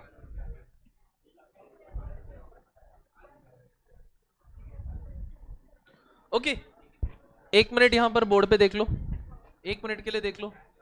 कैलकुलेशन कर रहे रहोगे तो भी यहां पर 1 मिनट फोकस करो. एक लड़का है जो यहां पर खड़ा है. ओके, ये बॉय है मेरा. अब ये बोला है कि इसने 12 स्टेप्स वेस्ट डायरेक्शन में चलना है. वेस्ट कौन सा हो गया हमारा? ये साइड हो गया लेफ्ट. यहां पर वो जा रहा है कितना स्टेप्स? 12. अब बोल रहे हैं कि वो लोग वहां से वो कितना स्टेप्स जा रहा है? 8 स्टेप्स टू द नॉर्थ. अब नॉर्थ में जा रहा है वो 8 स्टेप्स, 8 स्टेप गया इधर. अब क्या बोल रहा है? And 18 steps to the east. अब यहां से वो 18 स्टेप्स ईस्ट के डायरेक्शन में जा रहा है, तो ऑफकोर्स वो 12 से तो ज्यादा ही चल रहा रहेगा, कम से कम यहां तक गया रहेगा वो. ओके, ये हो गया मेरा 18 स्टेप्स. अब पूछा गया है कि each step of his is 1 foot distance, मतलब हर एक स्टेप उसका 1 फुट तक तो रहेगा ही. At what distance is he from the starting position, मतलब वो लोग क्या पूछ रहे हैं, स्टार्टिंग पोजीशन से लेके एंडिंग पोजीशन के बीच में का डिस्टेंस कितना रहेगा करके. ओके, यहां देख लो सभी लोग. डायग्राम सबको दिख रहा है किस तरह से बना? वेस्ट में गया, फिर वो ऊपर गया मतलब नॉर्थ में गया, फिर वो ईस्ट में गया और एक जगह पर जाके रुक गया. अब वहां पर रुकने के बाद उसको अभी पूछना है कि डिस्टेंस कितना है. कैसे निकालोगे? देखो, सबसे पहले मैं अगर ये सीधा लाइन का बात करूंगा, एक सीधा लाइन यहां से यहां बनाता हूं, इसका डिस्टेंस कितना होगा? इसके बराबर होगा. अगर ये 8 है तो ये भी कितना होगा? 8. अब ये लॉजिक लगाते, ये डिस्टेंस हमारा 12 है और ये पूरा डिस्टेंस हमारा 18 है, तो मुझे बता सकते हो ये डिस्टेंस कितना रहेगा हमारा? ये हो जाएगा मेरा 18 में से 12 माइनस करेंगे. देखो ना, ये पूरा 18 है, उसमें से मैं 12 को माइनस करूंगा, ये पूरा डिस्टेंस मेरा 12 रहेगा ना, तो मैं 18 में से 12 माइनस करूंगा, कितना बचेगा? 6 बचेगा. अब मेरे पास एक ट्राइंगल जैसा बन गया, दिख रहा है?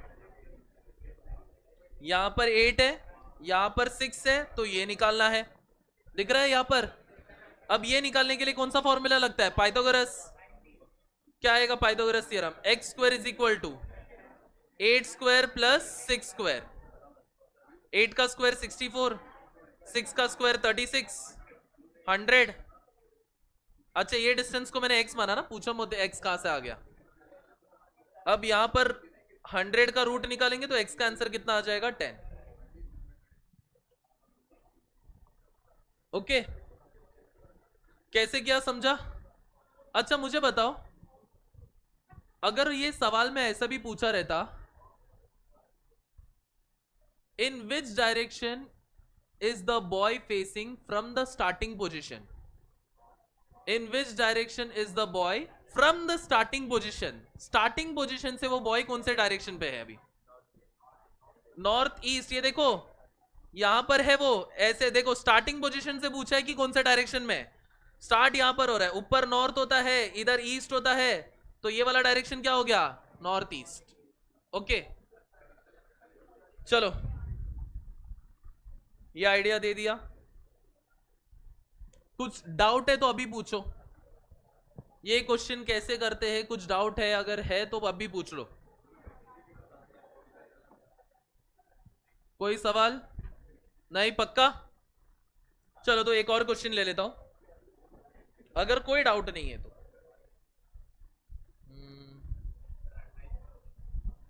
28 वाला शैडो वाला है ना, मैं शैडो का एक्सप्लेनेशन देना पड़ेगा, टाइम ज्यादा जाएगा उसमें. कौन सा? यही ना, रवि लव्स ड्राइविंग बोला है ना? अच्छा ठीक है, 28 करते. लव 28 करने के लिए ना पूरा फोकस यहां पर दो। देखो पहला हम लोग को क्या क्या कंडीशन दिया, रवि लव्स ड्राइविंग, ठीक है। अब वो जरा टाइम में समझेगा कि क्यों उसको ड्राइविंग इतना पसंद है करके। अब उसने क्या लिखा है देखो, ओए सुनो, he left in his black car from office and drove for 2 kilometres. देखो पूरे क्वेश्चन में हम लोग को ये नहीं बताया कि वो कहां जा रहा है करके, वो बस बोल रहे हैं कि वो गाड़ी लिया और ड्राइव किया 2 किलोमीटर। कौन से डायरेक्शन पे, नॉर्थ साउथ ईस्ट वेस्ट, कहां बोला है क्या, कुछ नहीं बोला है। तो मैं यहां पर अज्यूम करूंगा कि वो नॉर्थ डायरेक्शन में जा रहा है, ओके। तो मैं समझो यहां पर खड़ा हूं, यहां से वो 2 किलोमीटर गया इस तरह से। एक्चुअली रुको ये इधर बना देता हूं, एक ब्लॉक मेरे लिए 2 किलोमीटर होगा, ओके। ये 2 किलोमीटर गया, आगे क्या लिखा है देखो, रीड करते। He took a right turn, अब राइट लिया उसने, चलो he took a right turn and drove कितना किलोमीटर, राइट जा रहा है 10 किलोमीटर लेके। अब 10 किलोमीटर राइट लिया उसने, आगे क्या लिखा है, further okay and turn left, okay. He took a right turn and drove for 10 kilometre, और उसके बाद उसने लेफ्ट मार दिया। मतलब यहां से लेफ्ट मतलब क्या, ये देखो यहां पर खड़ा हूं, यहां पर खड़े होके लेफ्ट जा रहा हूं, मतलब आगे इधर ऊपर जाएगा। अच्छा ऊपर कितना किलोमीटर बोल रहे हो, फर्दर आफ्टर 2 किलोमीटर, ओके। मतलब इधर वो कितना किलोमीटर तक ड्राइव कर रहा है, 2 किलोमीटर। देखो ना आगे लिखा है and turn left further after 2 kilometre, मतलब 2 किलोमीटर तक वो वही डायरेक्शन में चल रहा था। आगे बोला है फर्दर आफ्टर 2 किलोमीटर ही अगेन टर्न राइट ट्वाइस, मतलब अब वो राइट टर्न ले रहा है 2 बार, ओके। राइट ट्वाइस मतलब कितना किलोमीटर वो राइट लेने वाला है, पहला 10 किलोमीटर ट्रैवल करेगा यहां से राइट मार के, ऐसे गया 10 किलोमीटर तक, और फिर से वो राइट ले रहा है और कितना किलोमीटर ट्रैवल कर रहा है, 12। यहां से राइट मारना मतलब नीचे हो गया ना, बराबर ना। अभी 2 किलोमीटर ऐसे गया और उसने 2 बार राइट मारा है, पहला राइट इधर मारेगा 10 किलोमीटर, अब यहां पर फेस कर रहा है, अब वापिस से राइट मारेगा मतलब वो ऐसे फेस करेगा, ओके। सो अभी ये कितना किलोमीटर बोल रहे हैं यहां पर, 12 किलोमीटर दिख रहा है यहां पर। Turn right twice and drove for 10 kilometre and again for 12 kilometre respectively. Now अभी आगे बढ़ते हैं। Now after taking a left turn, अभी वो लेफ्ट मार रहा है, ठीक है। After taking a left turn and driving for 20 kilometres, okay. अभी वापस, अभी यहां से वो क्या करने वाला है, अभी लेफ्ट मारना है, चलो इधर ऐसा फेस कर रहा है, लेफ्ट मार रहा है मतलब ये डायरेक्शन में जाएगा। क्या हुआ, सॉरी कुछ हुआ, कंफ्यूजन है तो पूछो अभी, पक्का। वो राइट 2 बार ले रहा है, पहला इधर हो गया उसका राइट, पहला राइट इधर हो गया, देखो यहां पर उसने राइट मारा और फिर यहां पे उसने राइट मारा, 2 राइट मार लिया। पहले राइट 10 किलोमीटर, दूसरा राइट 12 किलोमीटर। अब बोल रहे हैं यहां से वो कितना किलोमीटर जा रहा है, लेफ्ट जा रहा है, लेफ्ट कितना किलोमीटर जा रहा है, 20 किलोमीटर। 20 किलोमीटर कम से कम इधर तक रहेगा, ये 20 किलोमीटर गया। अभी वो क्या किया, एंड टर्न राइट ट्वाइस, वापिस से 2 बार राइट मार रहा है वो, यहां पर है एक राइट इधर हो गया मतलब ऐसे जाएगा, और फिर वापस से राइट मार रहा है मतलब वो वापस से ऐसे जाएगा, ओके। पहले राइट मारने तक उसने 2 किलोमीटर चला यहां पर, एंड फिर अभी यहां से राइट मार रहा है मतलब 26 किलोमीटर ट्रैवल कर रहा है वो। 20 किलोमीटर गए, ये कम से कम इधर तक पहुंचेगा, देखो ना 26 किलोमीटर में अज्यूम कर रहा हूं। देखो ए सुनो एक मिनट, डायरेक्शन सेंस का ना एक सिंपल चीज बता देता हूं। जब तुम लोग डायग्राम बनाते हो ना, तो जो तुम्हारा लेंथ रहेगा ना, वो भी लेंथ बहुत मायने रखता है, क्योंकि तुम लोग फाइनल पोजीशन कहां पर पहुंचोगे ना, उसके ऊपर पूरा डिपेंड करेगा। देखो ना मैं 20 किलोमीटर देखो कितना बड़ा बना रहा हूं और 2 किलोमीटर कितना छोटा बना रहा हूं, तो वो चीज से तुम्हें भी याद रखनी पड़ेगी। तो 20 किलोमीटर 2 किलोमीटर, अभी 26 क्या होगा, 20 से ज्यादा होगा, तो ये 20 और यहां पर इतना छोटा जगह 6, तो ये हो गया 26। अब क्या बोल रहा है भाई वो, हाँ finally he stops the car, यहां पर पहुंच के उसने अपने गाड़ी को रोक दिया। अब रोकने के बाद he is now facing the sunset, okay. अब वो सनसेट फेस कर रहा है, मतलब सुनो सनसेट कहां होता है, sunrise in the dash, sunrise in the east and sets in the west. तो मतलब अब ये डायरेक्शन उसके लिए वेस्ट रहेगा, ओके एंड हाँ दिख रहा भी है प्रैक्टिकली, ये वेस्ट डायरेक्शन भी है। अच्छा इनकेस अगर ये गलत होता तो हम लोग ने जो शुरुआत में डायरेक्शन नॉर्थ गए रहते थे ना, तो उसको पूरा शिफ्ट करना पड़ता था, ज्यादा कुछ नहीं। मैं वो बाद में समझाऊंगा अभी कैसे होता है करके, बट अभी हम लोग फिलहाल के लिए करेक्ट है, तो हम लोग अभी इस सम में देखेंगे, टाइम कम है हमारे पास। वो वेस्ट डायरेक्शन में फेस कर रहा है। अभी देखो आगे क्या लिखा है। सबसे पहले अभी सवाल number 1, how far and in which direction is his office from the sunset point. देखो एक चीज है, 4 ऑप्शन दिया है, इतना मेहनत मत करो डिस्टेंस निकालने का, क्योंकि सब में चारों ऑप्शन में डिस्टेंस कितना है 296 रूट, बस डायरेक्शन निकालना है। How far and in which direction is his office, हमें पूछा गया है कि कौन से डायरेक्शन में उसका ऑफिस है फ्रॉम द सनसेट पॉइंट। कहां से देख रहे हैं, बात कर रहे हो लोग सनसेट पॉइंट से। सनसेट पॉइंट यहां पर है, ये हमारा सनसेट पॉइंट है, ये हमारा सनसेट पॉइंट है, ये उसका ऑफिस है, ये उसका ऑफिस है। अब मुझे बताओ सनसेट पॉइंट से उसका ऑफिस कौन से डायरेक्शन पे है। सनसेट पॉइंट से ऑफिस, ये नॉर्थ हो गया, ये हो गया हमारा ईस्ट, और सॉरी ये हो गया वेस्ट, तो ये डायरेक्शन क्या हो जाएगा हमारा नॉर्थ वेस्ट। तो हम लोग का सनसेट पॉइंट से ऑफिस कौन से डायरेक्शन पे है, नॉर्थ वेस्ट। अगर उल्टा सवाल पूछते तो, अगर उसको कल वापस से ऑफिस से उसको सनसेट पॉइंट पे जाना है, तो in which direction is the sunset point from the office, south east. क्योंकि अगर मैं ऑफिस से बात करूंगा तो ऑफिस से तो ऐसे डायरेक्शन पे ना, ये वाला डायरेक्शन क्या हो गया, देखो ये साउथ ये ईस्ट, तो ये डायरेक्शन क्या हो जाएगा हमारा साउथ ईस्ट। बट याद रखना कहां से बोल रहे हैं, फ्रॉम द सनसेट पॉइंट, तो सनसेट पॉइंट से ये डायरेक्शन तो नॉर्थ वेस्ट हो जाएगा। तो इसमें हमारा ऑप्शन क्या रहेगा, ऑप्शन ए, क्योंकि बाकी चारों ऑप्शन में रूट 296 किलोमीटर दिया है ना, तो वो अगर तुम्हें निकालना भी है तो हम लोग अपने अगले लेक्चर में उसको बताते हैं कैसे उसको करेंगे करके, ओके। चलो फिलहाल के लिए आज के लिए हम लोग इतना ही वाइंड अप करते हैं। अच्छा सुनो सुनो सुनो, सिंपल इंटरेस्ट का इंटरेस्ट पूरा सम्स करके आना, नेक्स्ट लेक्चर में हम लोग डिस्कस करते हैं, क्या नहीं करोगे तो हम लोग को डाउट समझेगा ना, तो डाउट्स क्लियर कर दूंगा। क्या इसमें से पूरा मिला के मैथ्स का